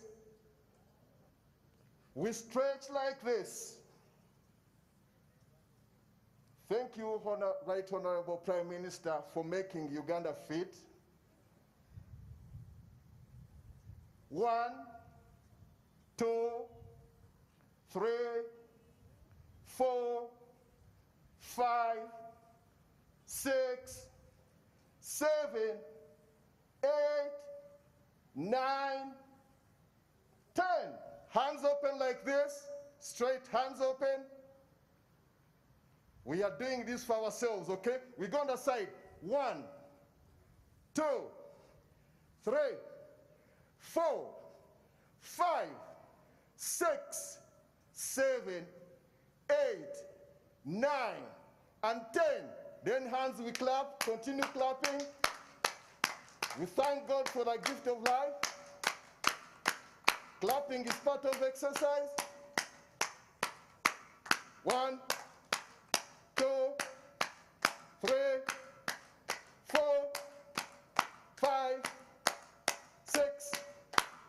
7, 8, 9, and 10. All gentlemen, we touch our feet. Ladies, stay standing. All gentlemen, we touch our feet. Touch the feet. 1, 2, 3, 4, 5, 6, 7, 8, 9, and 10. Finally, hands like this.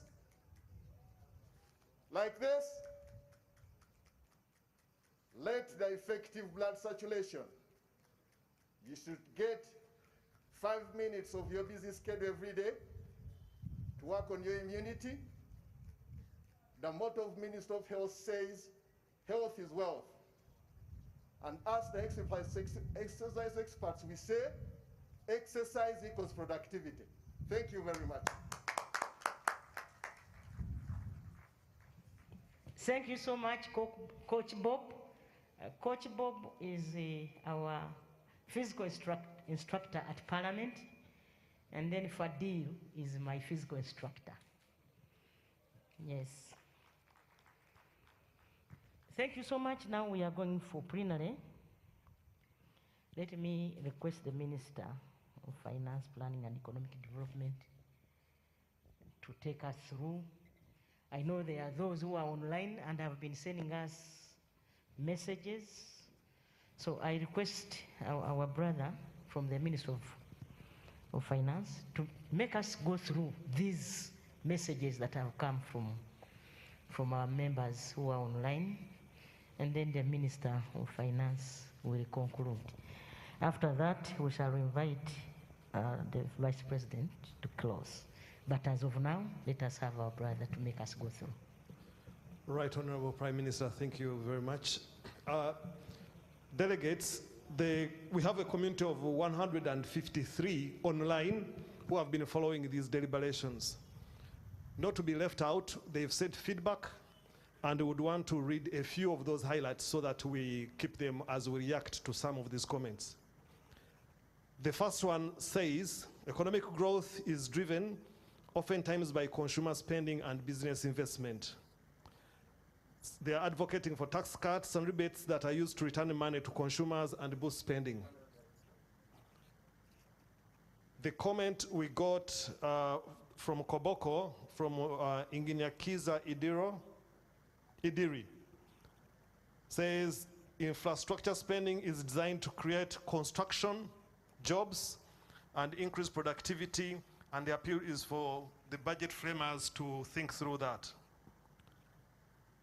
There is a comment from Obwanika Joseph.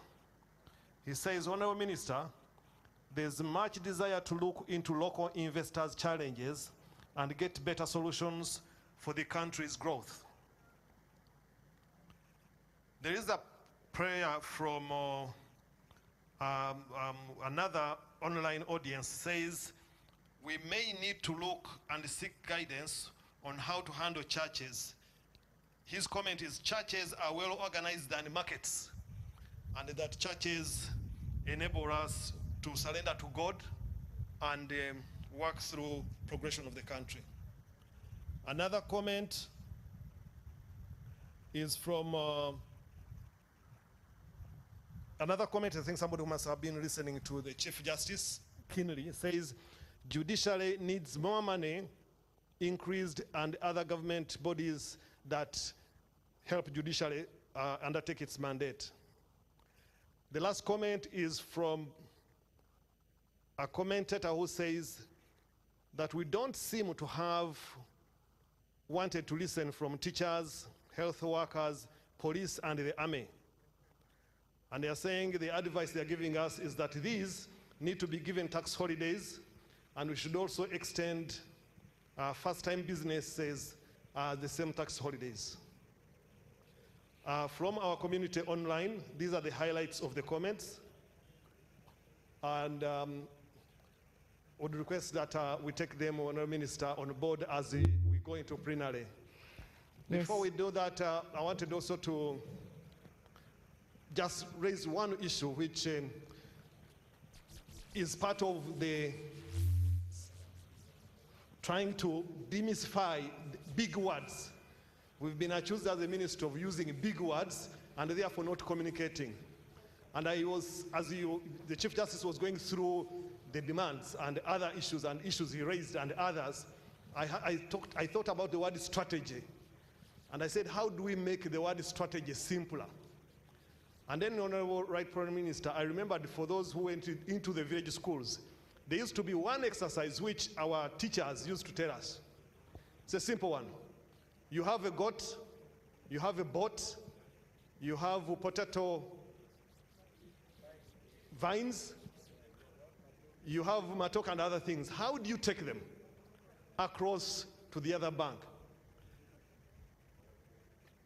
I think the idea was to make us strategize. And we worked through that as individuals, but also worked through that as teams. I wanted to request, with your permission, Madam Honorable Prime Minister, that the PS-ST stands up. Because the Honorable Minister will stand here and all eyes will be on him, but he has a team. And there is a reason the PS is standing up. Before we reached here, he used to be somewhere in the bush. And all guns were pointed at the Honorable Minister of Finance. And he would say all things that at times we found so difficult to understand in the strategy world. But I want to thank you, Vice President, Honorable Prime Minister, for enabling us to get the right solution to take us forward. May I also request the other technocrats, the Director Budget and others who support the PS to stand up so that you're recognized. And then, I have given you time. This is your day. When we get this opportunity, this is when we show off, all right, Honorable Prime Minister. So those are the forces behind the PS. But there is also two other people whom I would want to stand up before the minister comes. And that is Honorable Musasizi. Oh, he's gone to Parliament. And I was going to say Honorable Lugolovi. He's around. So you remember, Honorable Prime Minister, we used to go to Parliament before the Budget Committee. As the Chief Justice said, I can't say much more than that. Thank you very much. Let us give him a very big hand clap as we get the Minister for Finance to go back and take us, or you can even sit there and make us go through this plenary. This is your time. You can go there so that you can say all of us, this is your day, the budget conference. The budget conference for the financial year 2022-2023. As he takes his podium, you are aware that this financial year, the parish model, we have managed to recruit all parish chiefs. That is done. We are also operationalizing all those new sub-counties and town councils this financial year. Yes, we are starting with 17 million per parish, but next financial year we shall send 100 million per parish, just to boost that 39% population that is not yet in the money economy, so that they can also now get involved in the money economy. Minister of Finance. Thank you. In interest of time, all protocol observed. This is a plenary session, and you are free to comment on any point or to make a contribution as you like. But, sorry, Gunga? So those who want to contribute, those who want to contribute, you please. catch my eye. Good. You catch my eye. You catch my eye. Yes, Honorable Namyangu, our brother there. The microphones, I think they will help us take the microphone, those I've picked. And then after this one, then we shall have our sister. Then the other side, we have that one. I'm sorry, you are far. I can't recognize you properly. Dr. Tala. Okay. in that order. I thank you, Right Honorable Prime Minister, Your Excellency the Vice President, and I thank all the presenters. Right Honorable, the Minister of Finance spoke a lot about the supplementary budgets,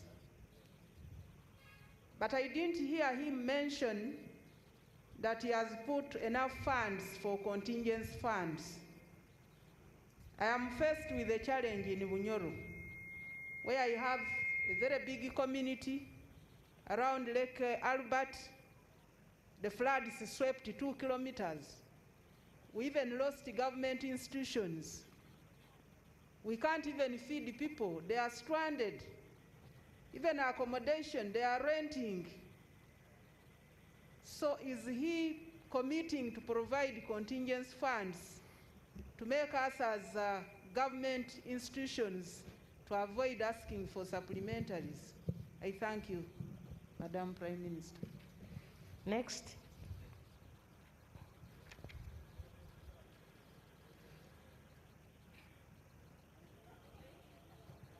Let's get somebody to help us run the microphones around.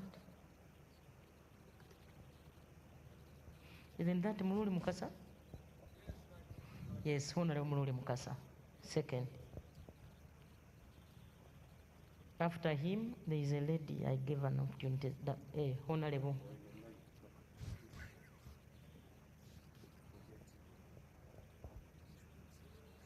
Right Honorable Prime Minister, Your Excellency the Vice President and distinguished participants, I would like to thank the Minister of Finance for this statement and of course the participants who have contributed.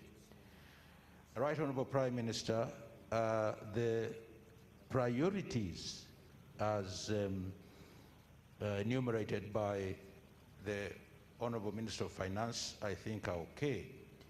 I would like to underscore one of the priorities, that is the reform of the public sector for greater effectiveness and efficiency.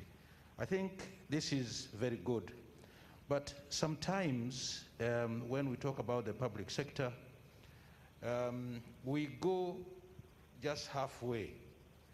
Emphasis often is put on education, right from down up to the time the human capital is given a job.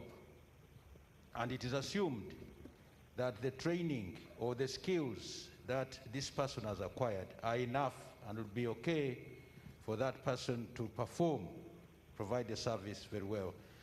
I would like to say that this sometimes is counterproductive. I think when we look at the human capital, we should also emphasize training on the job during the time of service and training up to the end when this person leaves the service at the age of 60. So when we are budgeting, really, the training aspect should be put in as a way of making sure that we have a good public sector, a good service, and that service is indeed reformed. Now, I request you to summarize. There is RAPEX. RAPEX, in short, the rationalization of government agencies and expenditure. That's very important. And for us really to have an efficient service, this also has to be catered for, including the salary enhancement. And then one key aspect really in the transformation, that is of inspection, supervision, monitoring, and finally the recruitment, so that we have enough manpower to provide the service which we need and bring about that economic recovery that we need after the COVID-19. Thank you very much. I request other members who are coming in to speak to try to, as much as possible, to summarize. Yes, it's your turn.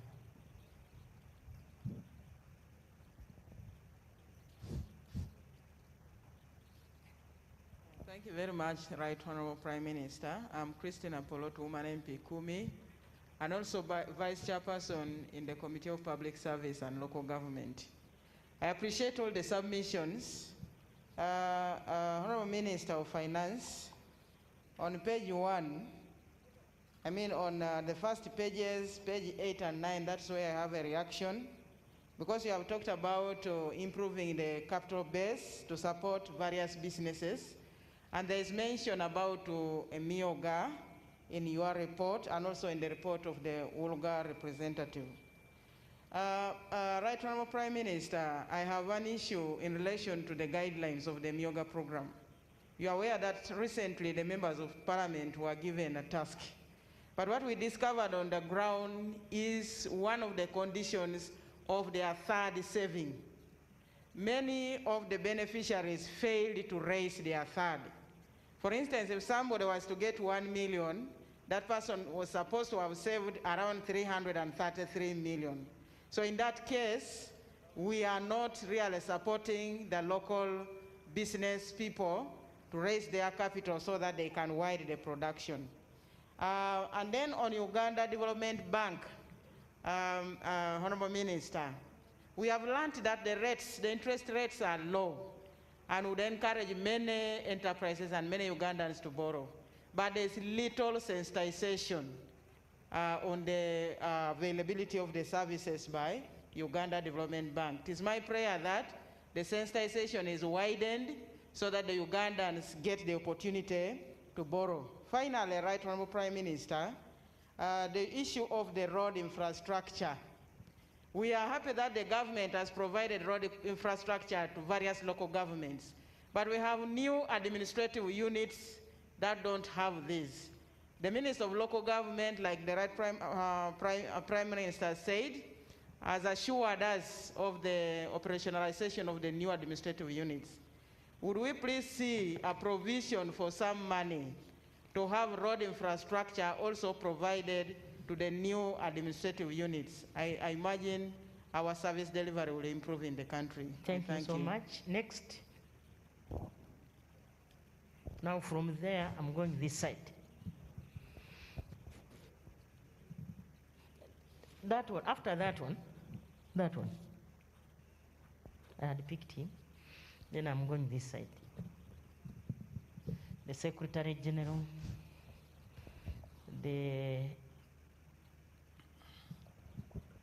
Thank you, Your Excellency, the Vice President. Okay, you. Right Honorable Prime Minister and all of you distinguished delegates. My name is Dr. Emmanuel Otala. I'm the MP for West Budama South in Toro District, and I also chair the Parliamentary Committee on the Environment and Natural Resources. I want to begin, first of all, by thanking the Minister of Finance for his paper on the strategy for our next budget. He has clearly focused on key policy documents, namely the National Development Plan 3 and the NRM Manifesto, and I want to thank him very much for that. But also, he has put into cognizance the fact that we are facing a pandemic and ably highlighted the issue of vaccinating the citizens of Uganda in order to curtail this pandemic. And I also want to thank him for focusing on the majority of the citizens of Uganda by redirecting the policy strategy to the parish development model. Honorable Minister of Finance, I am concerned by the unprecedented degradation of our environment. And when you see we in high positions of leadership talking one thing and doing another, then the citizens of this country cannot really listen to us. We are talking about moving people away from wetlands, yet we ourselves in government are giving out wetlands. We need to find a permanent solution to this. As a cabinet, we have a resolution. That's why he put it there. We are saying no Wetlands are now a no-go zone, whether you are who or who. Thank you, Right Honorable Prime And I Minister. believe, I'm happy yes, that you are that going is to a bite. fact. Cabinet decided, we are saying we are protecting our heritage, we are protecting our environment. Uganda is the best country in the world, and we have to protect it. It's a cabinet decision. Nobody is bigger than the president in this country. And the president really signed on those minutes. And I believe, give us chance and we'll move forward. Okay, and we are going to work as partners. I think that one is done. Thank you. Please the summarize. second point that I wanted to raise, Right Honorable Prime Minister, is with regard to export of unprocessed minerals in this country. The policy is there that we should add value to all our minerals and natural resources. But I don't know whether the minister is aware that he talked about steel and iron, but there is a lot of iron being exported, iron ore being exported in millions of tons in this country. So I think this is another area that we need to stop. And since the theme of this discussion is industrialization, the industry should come here to process the iron ore and add value to it. Thank you so much. Finally, I want to talk about human resource development. And I'm talking in terms of equity. There are areas of this country that need affirmative action. Some presenters have already alluded to Karamoja. Some presenters have already alluded to Acholi sub-region. I want to add that Bukedi sub-region, we are only considered during the time of politics. And Busoga. This is the only region that does not have a regional referral hospital, for example. If we are talking about health being wealth. Health being wealth. No, you have talked of Busoga. Busoga has a regional referral hospital, which is Jinja. I mean Bukedi. The president has always promised 2 regional referral, one for North Bukedi, one for South Bukedi.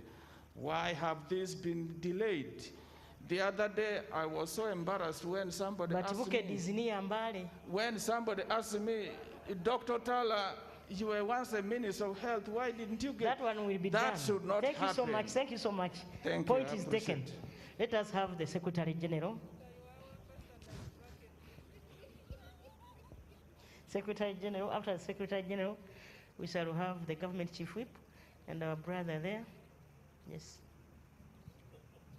Then I will go behind here, in that order. Your Excellency, the Vice President of the Republic of Uganda, my Lord, the Chief Justice, the Right Honorable Prime Minister, and all ministers and dear members. Thank you so much for giving me this opportunity, but allow me to introduce 2 people that were not mentioned in your introduction. I have the Chairman of NRM Electoral Commission, Dr. Tanga Odoi. I'm with the National Treasurer for the party. Thank you so much for coming, in addition to the Deputy Secretary General of the party. Right Honorable Prime Minister, you are because the party is, and therefore, since the party is, you are. And we thank the Minister so much for the presentation. When in his preamble, he talked of the NDP3 and the party manifesto. This budget framework presentation is what the party would wish to see implemented effectively. I just have 2 or 3 areas of comment. One, the minister talked of the decline in GDP ratio from the budget of 2018-2019 from 6.4 to about 3.3 in 2020-2021 budget. That's a drop of almost 50%. Could that be explained by COVID only, or there are other factors that could have led to that substantial drop in our GDP ratio? 2, Honorable Prime Minister, maybe the Minister and the Minister of Finance should get it very, very seriously from the party that the issue of corruption, wastages of public resources by public officials should be very, very serious in the coming budget. We as a party, we are not impressed with the way in which public officers and accounting officials misuse public resources. And we believe there should be an underlining in this budget framework paper on how the ministry intends to deal with such. The last is how do we recapitalize? Yes, we talked of recapitalization of UDB, but we've seen quite a number of times the bureaucracy in accessing that fund by our local business persons and companies. Maybe the ministry should also help us and outline when they go to the regional conferences, how this fund can easily be accessed by local businesses in the country. Otherwise, we see quite a number of foreign capitals in the country, foreign investments, the industrial sectors are heavily invested by foreign capital, and our local business communities are, like Kasita had said here, we are having a problem with the local business persons in Uganda. And as a party, we feel then the nationals should partake of the economic growth of the country. Thank you. Thank you so much. Our Secretary General, maybe to give you some information. You were here when the President was swearing us, the new cabinet in, when he directed that zero tolerance to corruption. So I only request you to use your structures from village, sub-county, district, so that they become our eyes down there. Together we shall fight corruption. Thank you so much. Next.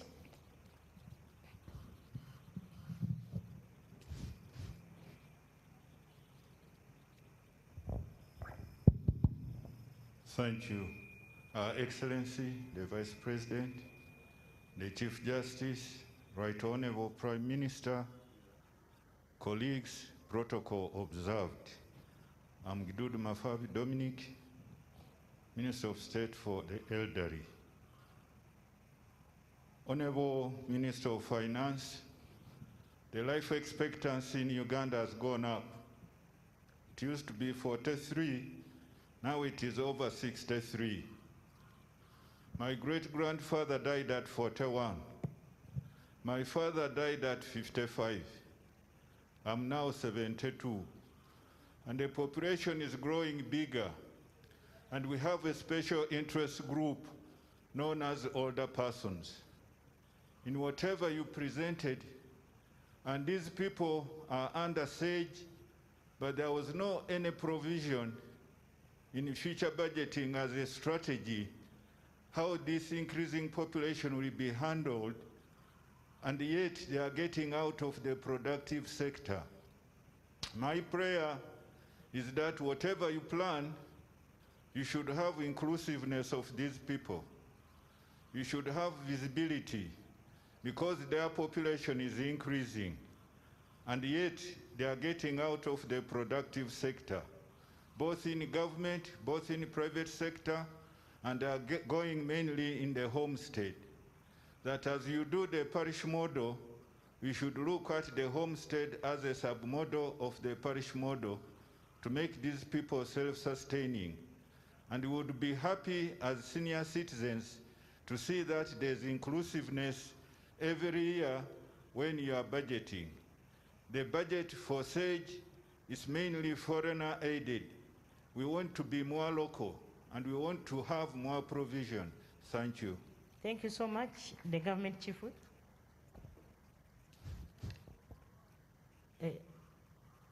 That young man, that minister there. Minister of Sports. I thought he was a government. You were far, I couldn't see properly. I'm sorry. Thank you so much, Right Honorable Prime Minister and Chair, Your Excellency the Vice President, my Lord the Honorable Chief Justice of the Republic of Uganda, Honorable Ministers and Ministers of State, Permanent Secretaries, ladies and gentlemen. Right Honorable Chair, on page 15 of the Minister of Finance, Planning and Economic Development presentation, he made very emphatic submission on supplementary funding and no more troubling. My name is Obua Dennis Amson, Minister of State for Education and Sports, in charge of sports. And I want to speak about the sports subsector of the Republic of Uganda. Honorable Minister, you are aware that 2 years ago, the sports subsector of the Republic of Uganda operated with a budget of 25 billion. In 2 consecutive years, the budget of the sports subsector was reduced from 25 to 10 billion. Currently, we are operating at a budget of 10 billion. The major factors, one, were that when we were hit with the first wave of COVID-19, all major sport championships had either been postponed or cancelled. But as we are aware, the world is opening. And you have seen in the recent participation where Team Uganda did so well at the Olympics. Very, very historical. Right Honorable Chair, I beg to be guided. Because on that assumption, the sports budget was further cut because we were categorized under travel abroad. That when you go for Olympics, it's travel abroad. When you go for All Africa Games, it's travel abroad. When you go for Commonwealth Games, it's travel abroad. When you go for World Championship, it's travel abroad. Your point is taken. Right Honorable Chair, Yes. I beg to be advised because I was about to give notice to the Honorable Minister that soon or later we are going back to him for a supplementary request. The sports subsector is bleeding. Members, 25 billion to 10 billion. That is a huge budget cut. Your point is taken. So Please I beg to be guided. We are planning for All Africa Games, the budget was cut. We are planning for Commonwealth Games, the budget was cut. We must start the cycle for the Olympics and Paralympic Games, the budget was cut. We must proceed for World Championship, the budget is cut. I prayed in cabinet that why don't we give the sports subsector an exception? What we call travel abroad to us in the sports subsector is representation of the country and participating in our international obligation. Thank you so much, my brother. Honorable Minister, kindly take us back to where we were. He has taken, he has noted that point very well. I wish the right Honorable Honorable Chair Asamu, could direct. I am about, you wait. Thank you. Honorable Asamu.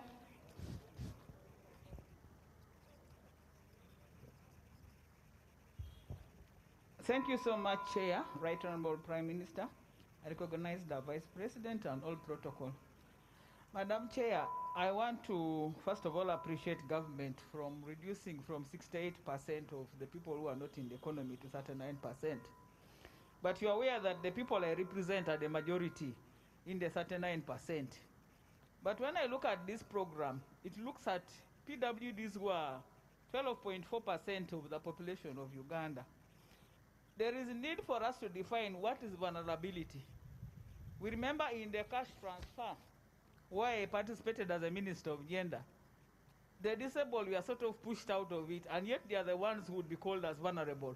So we need to define, Prime Minister of Finance, what is vulnerability, because vulnerability depends on certain situations. We need to define the issue of affirmative action and the issue of equity, so that we don't leave certain populations out.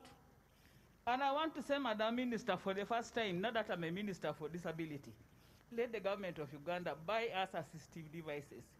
You cannot give me 5 million to start a business and I don't have a wheelchair or a tricycle to move me to the market.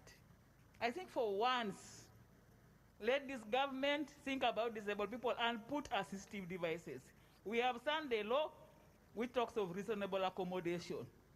If I was in Parliament without an assistance, maybe I wouldn't manage to work. If I didn't have these crutches, which are very expensive, I wouldn't be able to move. So I want the government of Uganda, through the Minister of Finance, once in a while, provide some kind of tricycles, walking frames for people, because they are very expensive. So we shall think about this vulnerable group to bring them out of poverty. I wanted to tell you that you are part of government now. No, I am talking now because we're in the budget. They always forget that area of assistive devices. Thank you And so I'm really much. begging. Your point Thank is you so noted. much. Now let me have. I have picked ministers only. I want to pick other people. Okay, let me have. Can I take you as a commoner? Okay. Then we have, let me pick like 3. Then we have our brother behind there. Thank you very much, Prime Minister. And then our lady. Then the last lady, the other side. I'm sorry, I can't see you properly. In that order. Right Honorable Prime Minister, thank you very much, Your Excellency, and the Chief Justice. Protocol observed. I want to thank our Secretary General for the point he made. I want just to add one. I'm a commoner, Tango Doi. I just feel there is a lack of clear interface of ministries in our government. The clear interface of ministries that ministries should talk to one another to avoid duplication and contradictions, because ministers mirror good governance. I really feel so sorry when I find one minister saying this, another minister says another thing, to the extent that someone in this presentation said there was a bit, one department suing another and calling on the Prime Minister to intervene. We are working for one government and one flow of event. I think there should be very good, clear interface of ministries. And this is a good beginning. We have very, very strategic and energetic Vice President, Prime Minister, and who people listen to and who are down to earth. I pray and beg that you try to schedule that our colleagues talk the same language. I want to give you the example of Makerere when I was. Every faculty was creating courses. It was creation of courses and course units. And what came out of it? Duplication, to the extent that even when one faculty would buy a generator, the nearby faculty would not use it. They all bought generators, and when they started blowing, noise. We would not teach. And up to now, you find the generators are switched off. All of them now switch it off when there's no power. So let us look for that. Then the last one, there is a secretariat which owns the manifesto. The government ministers don't own the manifesto in political dispensation. The mother of manifesto is a political party called NRM, in our case. You are implementing a party manifesto. There should be interface between the government and the party secretariat. I know you've started, and you've started very well, but I want to request that this interface goes into the Ministry of Finance. The Ministry of Finance should think of bankrolling political parties where NRM will gain better. When there's a bit of more funding to political parties, you will see the parties going to the grassroots. What you said when my Secretary General was submitting, our Secretary General. We need to strengthen the grassroots, and all of you politicians will come back to Parliament with ease. That point is taken note of. Lastly, Madam, I want to thank you for giving us audience, and I want to request that we interface with you more, since you're the leader of government business. Thank you. I am available. Yes, let us get the microphone to him. After you, your brother behind. Thank you, Right Honorable Prime Minister. Protocols observed. To me, mine is simple. Since Introduce there is no yourself. longer... Introduce yourself. My name is Nathan Byanyima, MP Bukanga, North Constituency in Isinjiro District.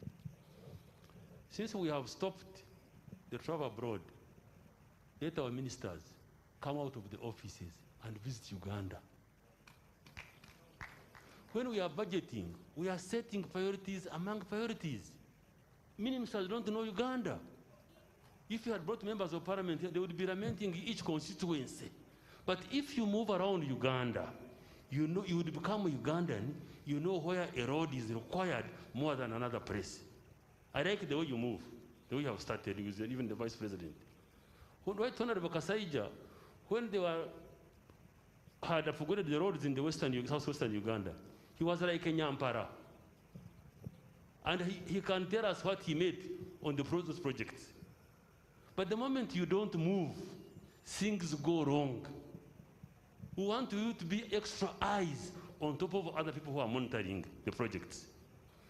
Two, Minister of Finance, I would request the PSST stop being an armchair, because you are very difficult people. People have found that office very difficult even to access, to get some little information. Get out of those offices and see where the money you budget, where it goes. Get out of those offices and work. Thank you so much, Honorable Yannick. Another issue is, one of the civil society has said, disclosure. The budget used to be a confidential matter, it's now open. Why don't we let our projects, like UNRWA, you see the billboards, this project, this road, this contractor, full stop. We want to see how much money is involved. Who is the contractor? How long will it take? Disclosure means every project will be, people will be informed. So at the end of the day, we don't have the precautions. We have had USMID and money sent to the district like Masaka. There was USMID, but you have sent more money. We don't know which money is repairing the roads.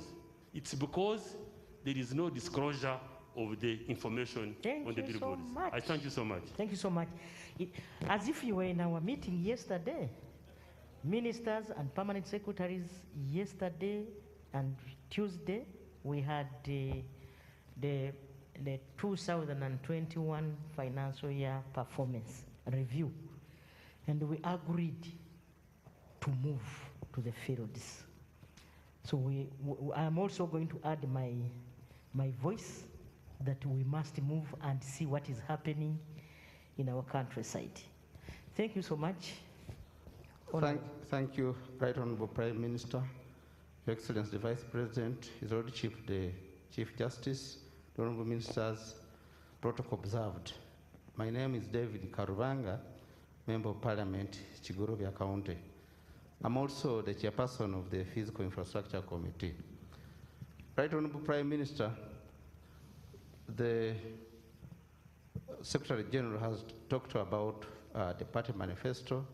Of course, we also have the other National Development Plan. I'm talking about roads here. The obligations we have in the NDP3 plus other requirements in the NRM manifesto are quite high, but my main concern is the cost of road construction per kilometer.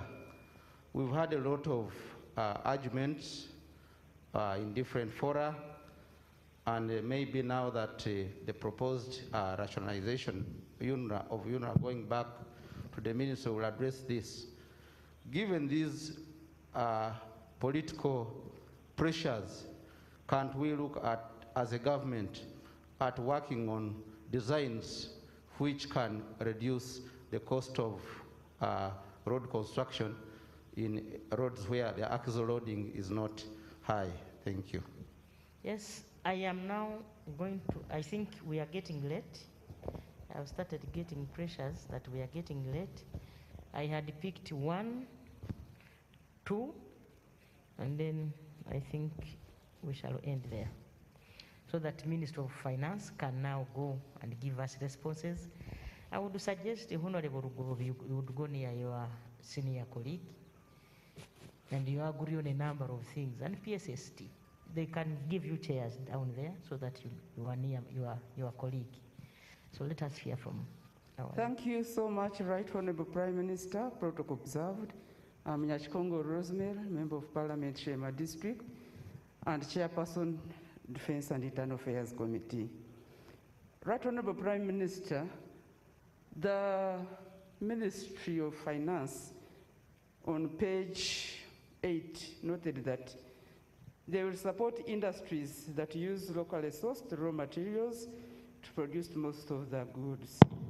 I'm a little bit hesitant on this one because I don't know whether they have put in place mechanisms to monitor whether truly those industries will be using locally manufactured, resources. There are investors who come here duping government that they are using locally resourced materials, and they even outcompete the local importers, and they even don't pay taxes. And that tax is translated to other sectors, or pushed to other sectors or other taxpayers, and they evade taxes. So how sure are we that these industries will be monitored to ensure that the raw materials are from Uganda? And shall we be able to know where these raw materials are produced from? And lastly, Right Honorable Prime Minister, Minister of Finance, much as you are avoiding the supplementary budget, there are certain issues that will come up with certain sectors. Like Ministry of Internal Affairs, recently we've been in this issue of Bijambias that are just coming up. How do you avoid this when you don't have a contingency fund, and yet they had not planned for such a scenario? Thank you. Yes, then my sister there, you are the last. Okay, you, my brother, then after you, then this one.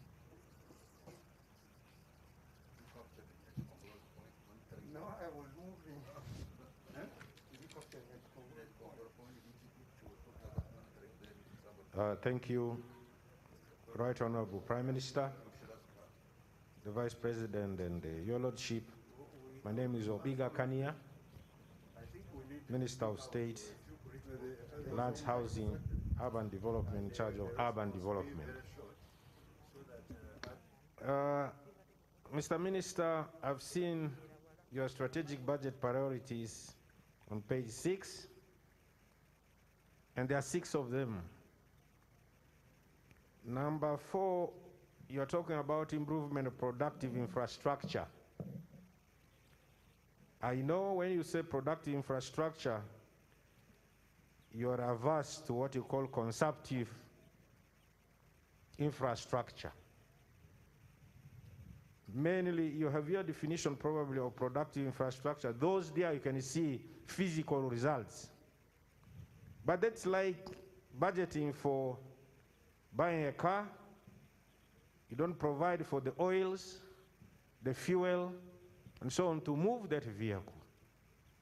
One of the most important areas which I thought you would put here is the issue of land and land services. I don't know where they would fall. As we all now know, in the next few years, beginning now, land is going to take more central roles. You have your cities coming. If you don't plan them properly, then you have a problem. You have your Paris model, which is going to create a lot of production. You'll need markets, and the first primary markets are going to be the townships, the town councils, and the cities where people are going to move.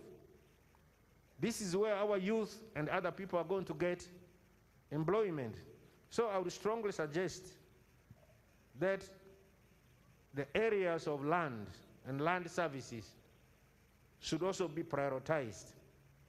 Over many years, this is a particular area where we've always cut down its budget. And of course, with the serious consequences. That's why you're having a lot of land problems. If the land administration cannot issue proper titles, the zones cannot work, the urban areas cannot be properly planned, then you're already budgeting for a future problem, but unfortunately a future which is going to come very soon. So I suggest in those priorities that you should add the element of land where you're going to do all Your this point is production taken. improvement. Next. I thank you. This lady here, you should be the last. Then they answer. If you think your issue is not covered, we can also encourage you to write so that they answer them once. Please write and send a note to the Minister of Finance. Thank you very much, Right Honorable Prime Minister, for giving me this opportunity.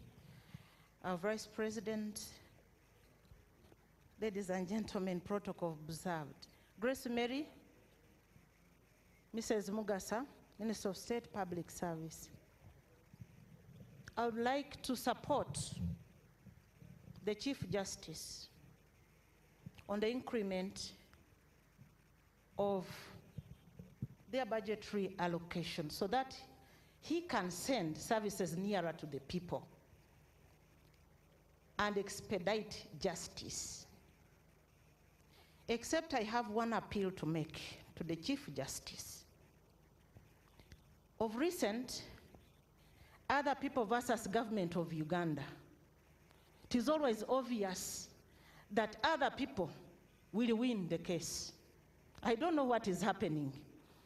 When they win the case, the honorable judges, the honorable magistrates award others a lot of money, which is draining government coffers. How can we go about that, Honorable Chief Justice? Why are they beating their own government, the arm that is supposed to feed them? They should also improve, because this is the same budget that is supposed to increase their budgetary allocation. The last one, I'm supporting local government, because local government is the very first service delivery center.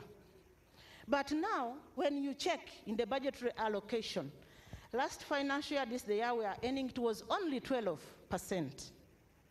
12%, 9% salaries and wages. You remain with only 3% to do work at the local level. Now it is reduced to 9.5. May we please send money to people down there, because when we don't send it, they will begin battering us during elections. God bless you. Thank you. Now, let me take the honor to invite the Minister of Finance, Planning and Economic Development to give us his responses. After that, I will invite the Vice President to give us closing remarks. But I request that those who have points, please write them on a paper and send them to the Minister of Finance. Thank you so much. Thank you very much, Honorable Prime Minister. Let me, maybe I was not so clear or I left out something when we talked about supplementary. A supplementary should have 2 or 3 characteristics. Unforeseeable. You remember when I talked this morning, we all know we have to go to Dubai. That was not unforeseeable. Unavoidable. Nature decides to do what it does. It will never tell you in advance. Like now, the people who are suffering from floods, I'm being told even now, the rains have already become very rough. In some areas, especially in Kibale there was a heavy rainstorm yesterday. That is unavoidable. 2 characteristics. You can't, if the thing is not predictable, it is not avoidable. Then we can look for the supplementary. I thought I should clarify that one. Suppressing budget for lack of space. Honorable Obua. Money will never be enough. Money will never be enough. Even in your own homestead, there's no more. You don't have enough money to meet all your obligations. So you prioritize. If I gave you, yes, Honorable, I want you to go and win medals and make the name of Uganda as you did in Japan recently, yes, but you must prioritize and say, this we shall do, this we shall not do. Even in your own family, there are certain things which you ought to be done. You say, Mama, this one we cannot do. So please, the question of prioritization is all I'm talking about. Well, they said we cut their money. Honorable Namuyango, you have talked about the contingency fund. The contingency fund, we created it, but you consume it quickly. That's where the problem is. We have a contingency fund. Immediately after budgeting and passing the budget by Parliament, the following day, I started getting claims and requests for funding. Yes. So that's where the problem lies. Honorable Boy again still talking about you, supports, we reduce the budgets. Yes, because now as we speak, we are down by 2 trillion in revenue collection. So what do I do then? If the only alternative now is to borrow,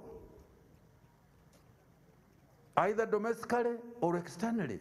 But borrowing now is also becoming now a problem, because if your debt GDP ratio goes above 50, many investors will start questioning. Many of your creditors will start questioning. So there is a limit. The issue is really prioritizing and sticking to what money, the amount of money you have can carry you. Honorable Muruli Mukasa, training for good, capable public servants. Of course, they must be trained, because if you don't train them, they will not be able to give you the service that you require. I agree with you entirely on that one. But again, you prioritize. We can sequencing. There is also what we call sequencing. If a project or an idea cannot be executed in one single financial year, then we sequence. This year we do this, year we do this, that, until the problem is sorted out. A MEOGA program,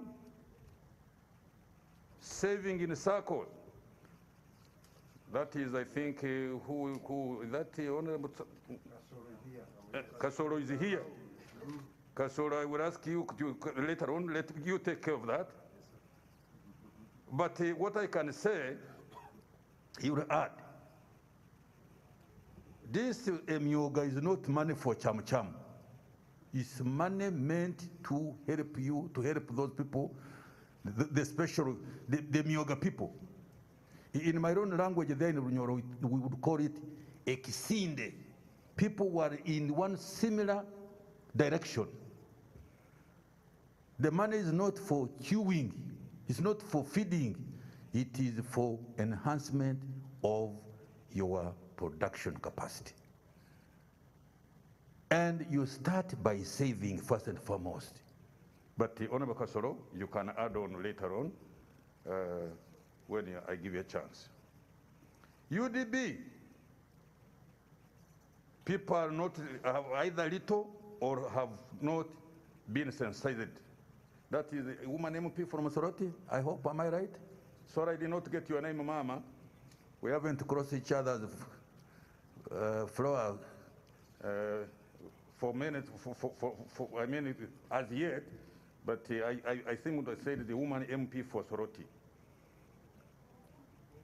Kumi, sorry, Kumi, I beg your pardon. She's a member of parliament from Kumi, but formerly she was the LC5 for LC5 chairperson for Kumi district. Oh, for Kumi district. Can I know your name, Mama? Christine Apolot. Apolot. Very easy to remember, Apolot. So, I agree with you. I think my bank is, I don't know whether it is a bank etiquette. They don't normally want to talk. But now you have wakened me, I'm going to shake them up. They should be able to talk both on air. They should be able to go to the village, to the rural areas and explain what they can do for those people who want to borrow from them. And then you talked about road infrastructure for new administrative units. Now the problem is, we took a decision, but I think politically, yes, it was good, but when it comes to money, it's a big issue. We created so many units, administrative units. Now funding them is a real issue now. Very big problem. And those of you who know, who are involved in this, you know what I'm talking about. We should have gone phase by phases, but we we politicians, at times we put pressure when elections are coming, and at times I cannot withstand it. If I withstand it, then you would knock me down. So, please, those administrative units, we increase them when we are not prepared, I must say, to fund them. Honorable my friend Otara, degradation of our environment. The Prime Minister has already partly answered you, but really, if we have to really to protect the beauty of this country, you heard the Prime Minister telling, and I am agreeing with her, and I have been telling everybody, there is no country as endowed and as beautiful as Uganda. Never. I've traveled around the world. But if we are not careful, we are going to destroy this beauty. People have settled in wetlands. Now that wetland it keeps our water, which eventually will go up and then bring us rain. So we're soon having problems of rains. And you can see the intermittence of rains now. When I was growing as a young man, not even young, and as late as the 70s, you could predict every 15th of August, particularly from my area where I come from, rain will come. Around 15th, around 16th, 2 days plus or 2 days minus. But now, we can't tell. The season, we can't now even predict the seasons. That's why now we are crying for irrigation. Export of unprocessed minerals, of iron, as a case,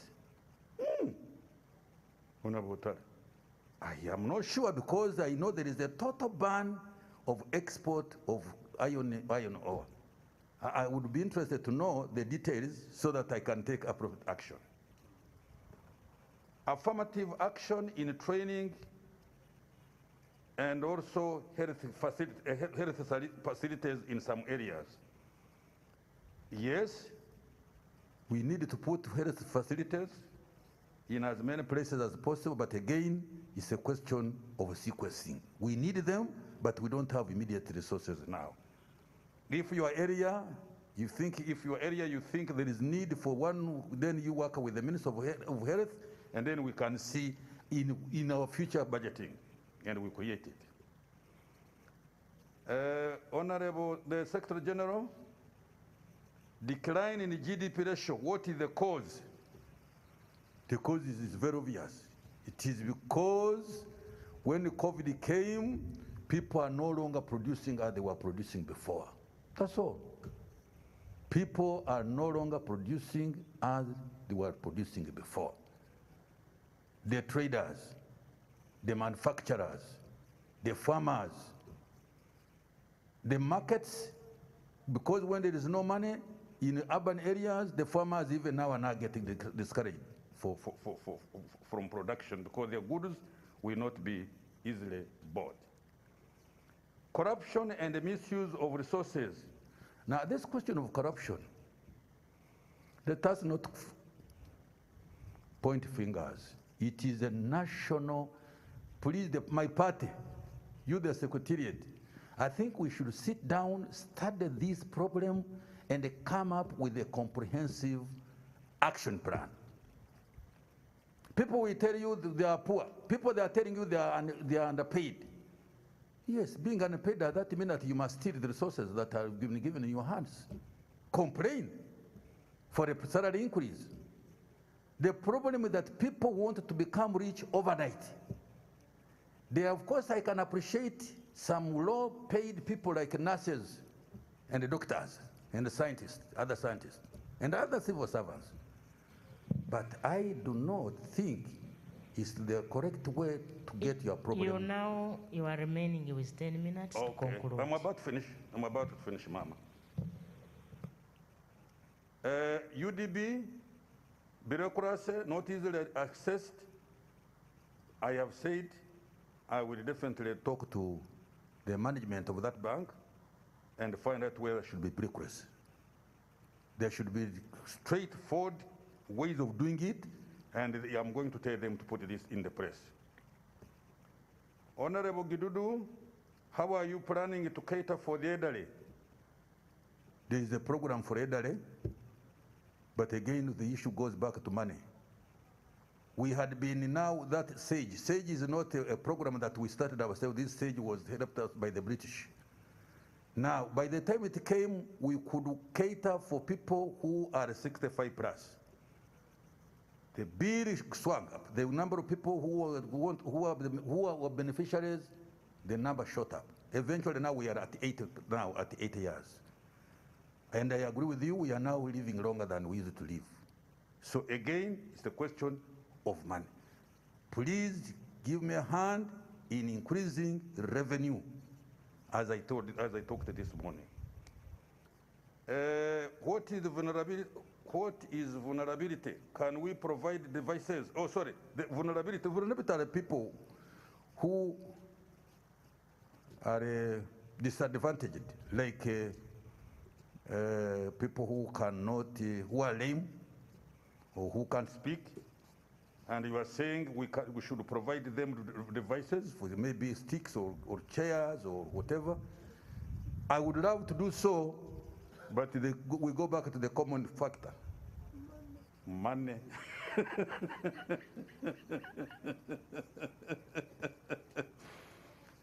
Honorable Asumu, you are the one who the one who raised that issue. Interfacing between government of Uganda, ministries and departments, and then the NRM Secretariat. Honorable Tango Doi, for sure, we should have, you organize, if you want to seminars, we can agree, then you interface, so that the right hand knows what the left hand does. That would be my answer to that. Ministers, including officials, please visit Uganda. Spot on. I am in big quarrel in my ministry. They are here, they can tell you. How would you plan for something you don't know? I've been telling them, I don't know now that I have got a new PS, maybe things would improve. Please, please, please, please travel around your country and see. Travel around the country and see, first of all, what God gave us and what you have not been knowing. You remain ignorant. People talk about Karamoja, that Karamoja is a dry area. Who told you Karamoja is a dry area? But I have little time, so that will be a subject of another day.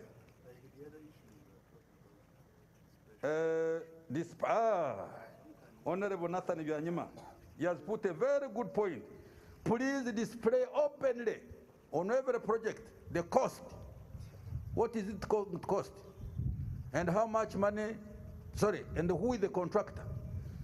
Please, the Minister of Works, Minister of Water, Minister of Energy, listen to what that Honorable Byanyima has said. Let me amplify that Yes, I'm please. going to write to Very all good. those ministries. Thank you, thank you, Yes, thank you. giving it that as a directive. Now, the cost per kilometer of road construction. Honorable David Karubang. Yes, that one will be answered by the minister in charge of works. I have little knowledge about it. I don't want to expose my ignorance much about that. So the Minister of Works, you can move that. I mean, you can write the question to the Minister of Works. He will answer you. And there is, of course, Honorable Nyachikongoro, you talked about monitoring. Yes, we all must be monitors. We all must be monitors. Don't leave it alone. When you are passing around, check. And when you see something that is not moving the way it should have moved, then you inform the sector minister. Honorable Obiga, consumptive infrastructure. There are, of course, some infrastructure which you are just eating. But there is infrastructure that goes to help the economy to grow and it produces. And I talked about that one this morning. Land acquisition as a priority. I agree with you. The problem, of course, we go back to the base. We go back to the base. If I had the money, I would buy all the land that I want to develop in the future. But that is not possible now. More resources to the judiciary? For sure. I was telling the Chief Justice, I said, no, was it? I was telling his PS, I said, PS, Bigirman, why haven't you ever made it so clear, the Chief Justice? Now the judiciary is holding 4 trillion. Permanent Secretary, please listen to this. 4 trillion. If we solve those problems in our favor, we'll get 4 trillion. So talking about enhancement of tax collection, please, PS, take a note. The judiciary must be assisted to finalize those cases, and we get that money. Funding local government getting reduced. Yes. I have answered it already. I don't think I should repeat it. It is getting reduced because the envelope also is getting reduced. Then Victoria Rusoke, my dear sister, procurement process at central level, not only are they slow, but not transparent, e.g. some lazy fair companies are given too many projects. This is again goes to the question of lack of monitoring, and it may even again go to the question of corruption. But I'm agreeing with you. Emphasis on institutional land monitoring and assessment to reduce on exhibitors funding towards central, which is done once in a while. That one I will come and because I have not understood your question. Penalties to errant corrupt officers. Yeah, we have got the anti-corruption law, but whether it works or not, I don't know. The problem is that we all have to put a torch in ourselves and become watchdogs. This matter cannot, as I said, this matter requires deep, with the prison secretariat, the question of corruption in our system is such a deep-rooted problem. We need to have deep study and get the bottom of this problem. I also want to add and amplify that point. Yes, Mama. By saying, if we prevented corruption, I don't believe in post-mortem. By the time they go to court, let us handle these people hands on. Let us, all of us, the permanent secretaries, the ministers, everybody, if we can put our feet down before our money is spent, you take a due diligence. See, is this money I'm going to sign, you as a permanent secretary, is it going to the right cause? Prevention is better than us waiting for the court process. Let us put our feet down and fight corruption together. Thank you, Mama, for adding on that one. Do you have anything you want to add?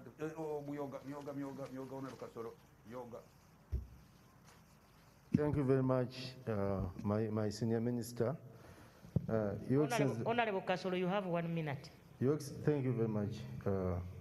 Your Excellency, Vice President, Mama Prime Minister, and my Lord the Chief Justice. The issue raised by Honorable Member is the requirement for a member to have saved 30% in order for him or her to access Myoga money. Honorable Your Excellency and the Right Honorable Prime Minister, the 18 categories that are targeted by the Myoga program are the categories that are working.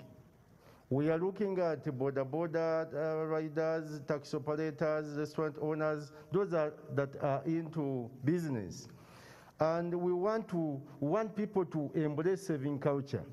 By us fighting poverty does not mean that we should be giving people money. We should also encourage them to save, however little it may be. We are sending 30 million per circle, per constituency. In a constituency, we are forming 18 circles, and every circle is getting 30 million, apart from the local leader circle, which gets 50 million. But this money, this fund must be able to grow. Members should supplement this fund with their savings. So if they don't save in a circle, by a circle methodology, if you don't save, you don't qualify for a loan. You should be able to save. You see, it is saving that proves your capability to pay back. So if you don't save, that means that you are coming for money that will never pay back. So, Right Honorable Prime Minister, this requirement should be emphasized. Should be emphasized because we want people to embrace saving culture. For those circles that have really respected this requirement, they are moving on well. Right Honorable, I'm happy to inform you that so far we have registered saving worth 27 billion, cut us off this Myoga program, 27 billion. So really you should help me to ensure that we encourage people to embrace saving culture. I thank you, Right Honorable Prime Minister.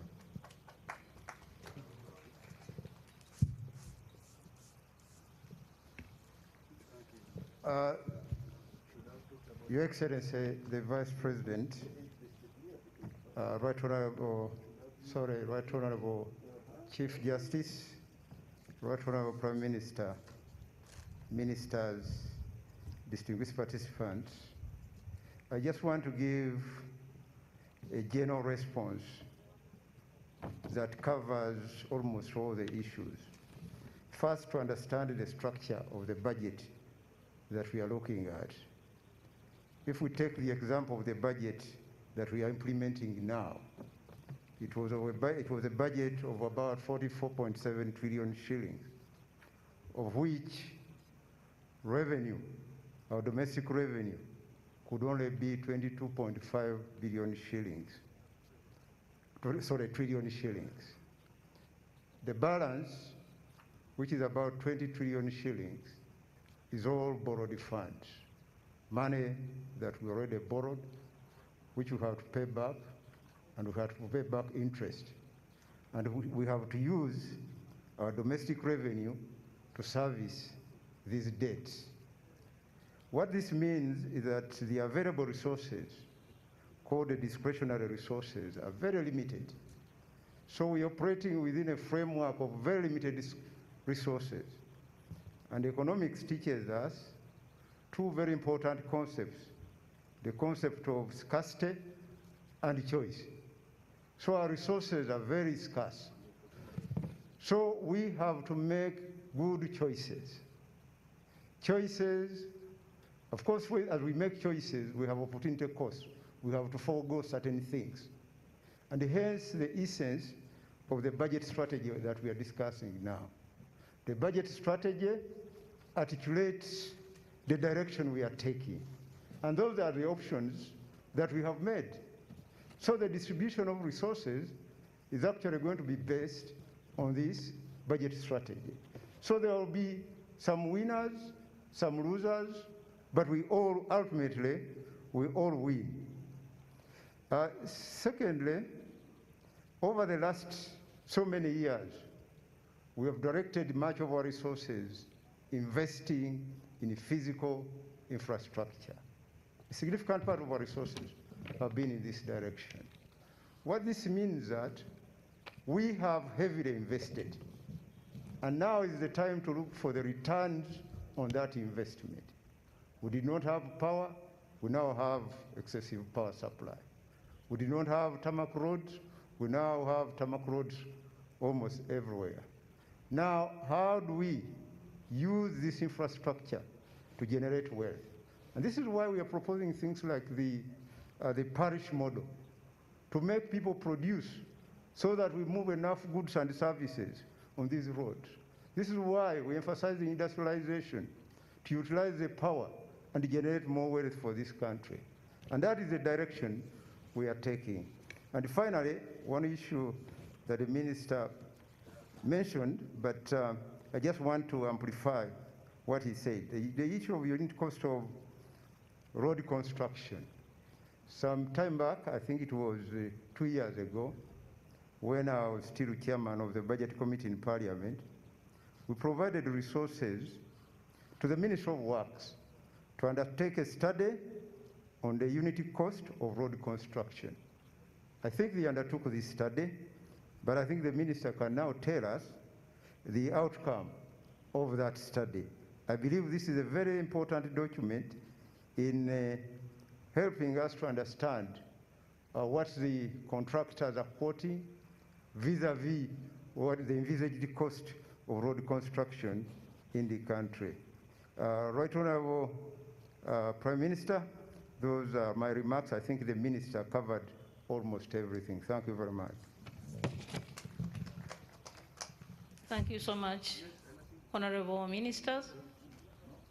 Honorable Minister of Finance, we thank you so much with your team. I'm Nakadama Rukia Isanga. I want to inform you that the Right Honorable Prime Minister has been called for another duty. So as we proceed, before I invite the Vice President, I want to thank all the presenters in this National Budget Conference, and I thank so much the Minister of Finance. We thank you so much for the responses. Let's hope for the best come 2022, 2023.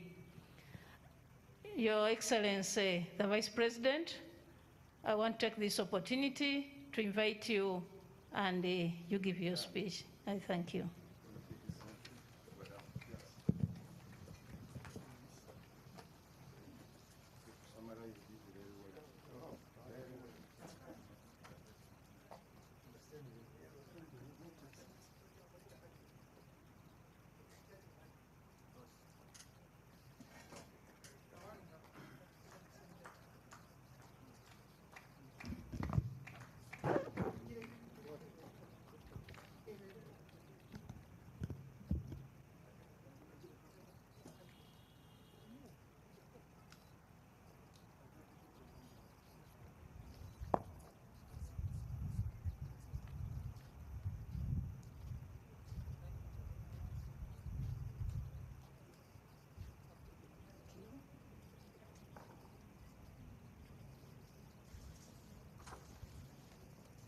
The Right Honorable Isanga Rukia, representing the Prime Minister of Uganda.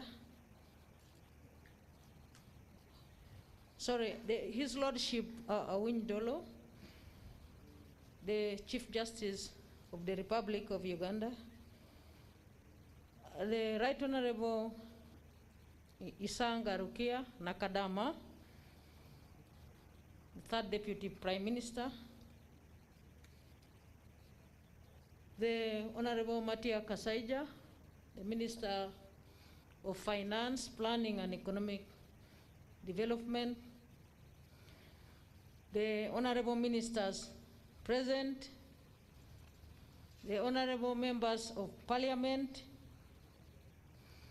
all development partners invited here, the permanent secretaries, all invited guests, ladies and gentlemen. I would like to bring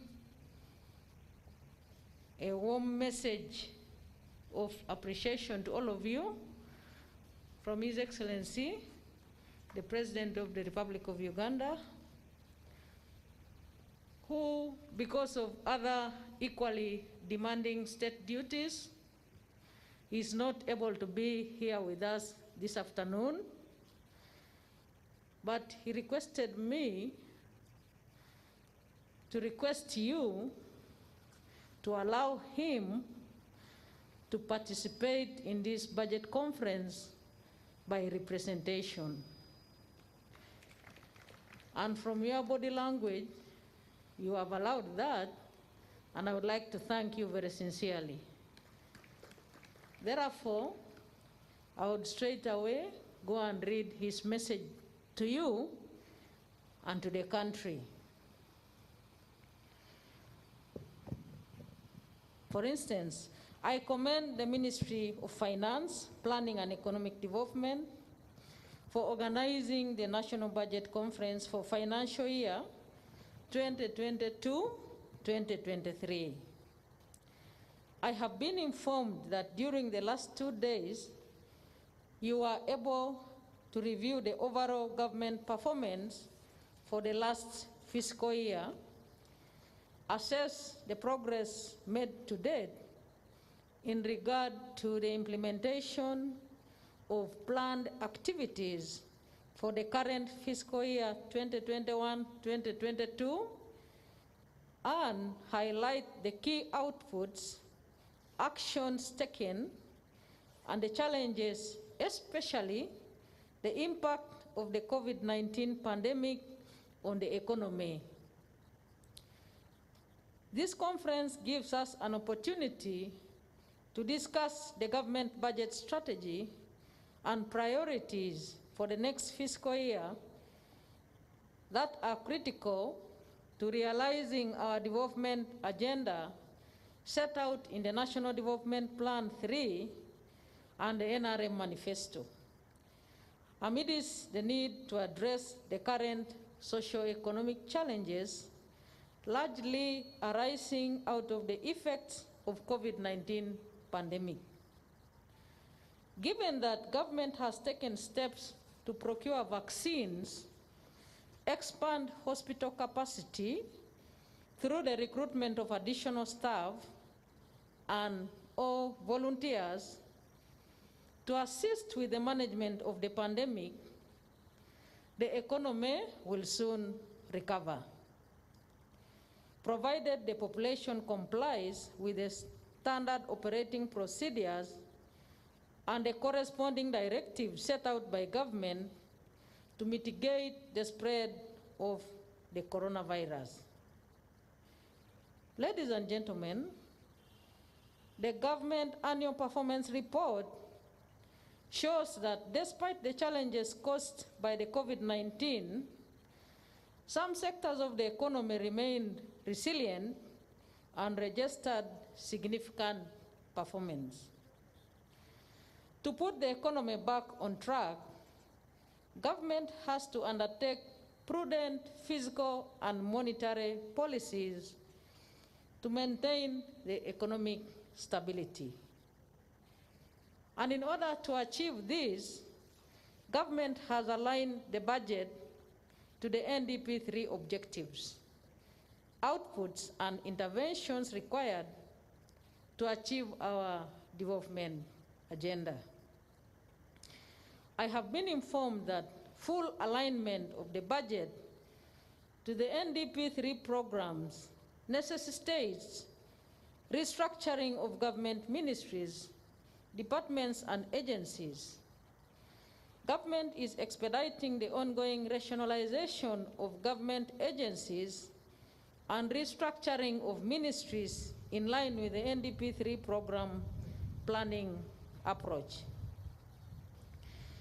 All ministries, departments and agencies should ensure that their respective strategic plans and budgets are aligned to the aspirations of government as stipulated under the NDP 3 to achieve the vision of transforming Uganda into a modern and prosperous country by 2040. Ladies and gentlemen, the realignment of the respective strategic plans and budgets will enable us to take advantage of the following opportunities in the short to medium term in the following areas. Firstly, implementation of the import substitution strategy. And this is in tandem with what the representative of the private sector clearly underscored in his statement. Secondly, foreign direct investment inflows towards major infrastructure development, including those to the oil and gas infrastructure. Improved access to export market that comes with the development of trade and market infrastructure. And last but not least, jobs and efficiency gains arising from enhanced digitalization like e-commerce and e-government. Looking ahead, therefore, the government priorities in the new 5-year term will remain focused on the structural change agenda. The financial year 2022-2023 budget strategy has been prepared to focus the resources and key government interventions on the above strategic areas. I wish to emphasize that broad objectives of the budget strategy for financial year 2022-2023 will focus on sustaining macroeconomic stability and national security, mitigating the COVID-19 impact, preparing for possibility of a third COVID-19 wave, ensuring full recovery of the economy and building a resilient base for socioeconomic transformation and inclusive growth. My Lord Chief Justice and Right Honorable, and indeed all of you, distinguished participants, further emphasis will be put on improving production and productivity to improve farmers' incomes, particularly smallholder farmers, through implementation of the parish development model. And in my own view, I think this will cure again another very key area which the representative of the private sector again pointed to, in line with the growth of the budget vis-a-vis the growth of GDP. Ladies and gentlemen, Ministry of Finance, Planning and Economic Development should ensure that all wealth funds are amalgamated under one pool for proper management and financial discipline. Save for EMIOGA funds. EMIOGA funds are exclusively meant to provide seed capital for special interest enterprising groups. My son, Matia Kasaija, I hope you have heard that loud and clear, and your team. During the alignment of the budget, there will be a redistribution of funds within and across NDP 3 programs of government for financial year 2022-2023 and over the medium term in a bid to direct funds to key priority areas of government. Finally, ladies and gentlemen, allow me to take this singular honor and privilege to declare this conference officially closed. I thank you all.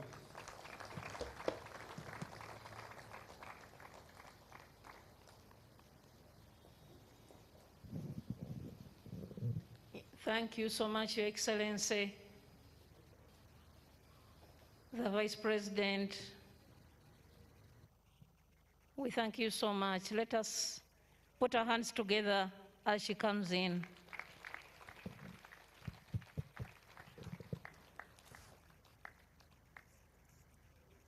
We thank you so much, Your Excellency. We have lunch, so let me hand over to the MC, direct people where they are going to have our lunch after the national anthems.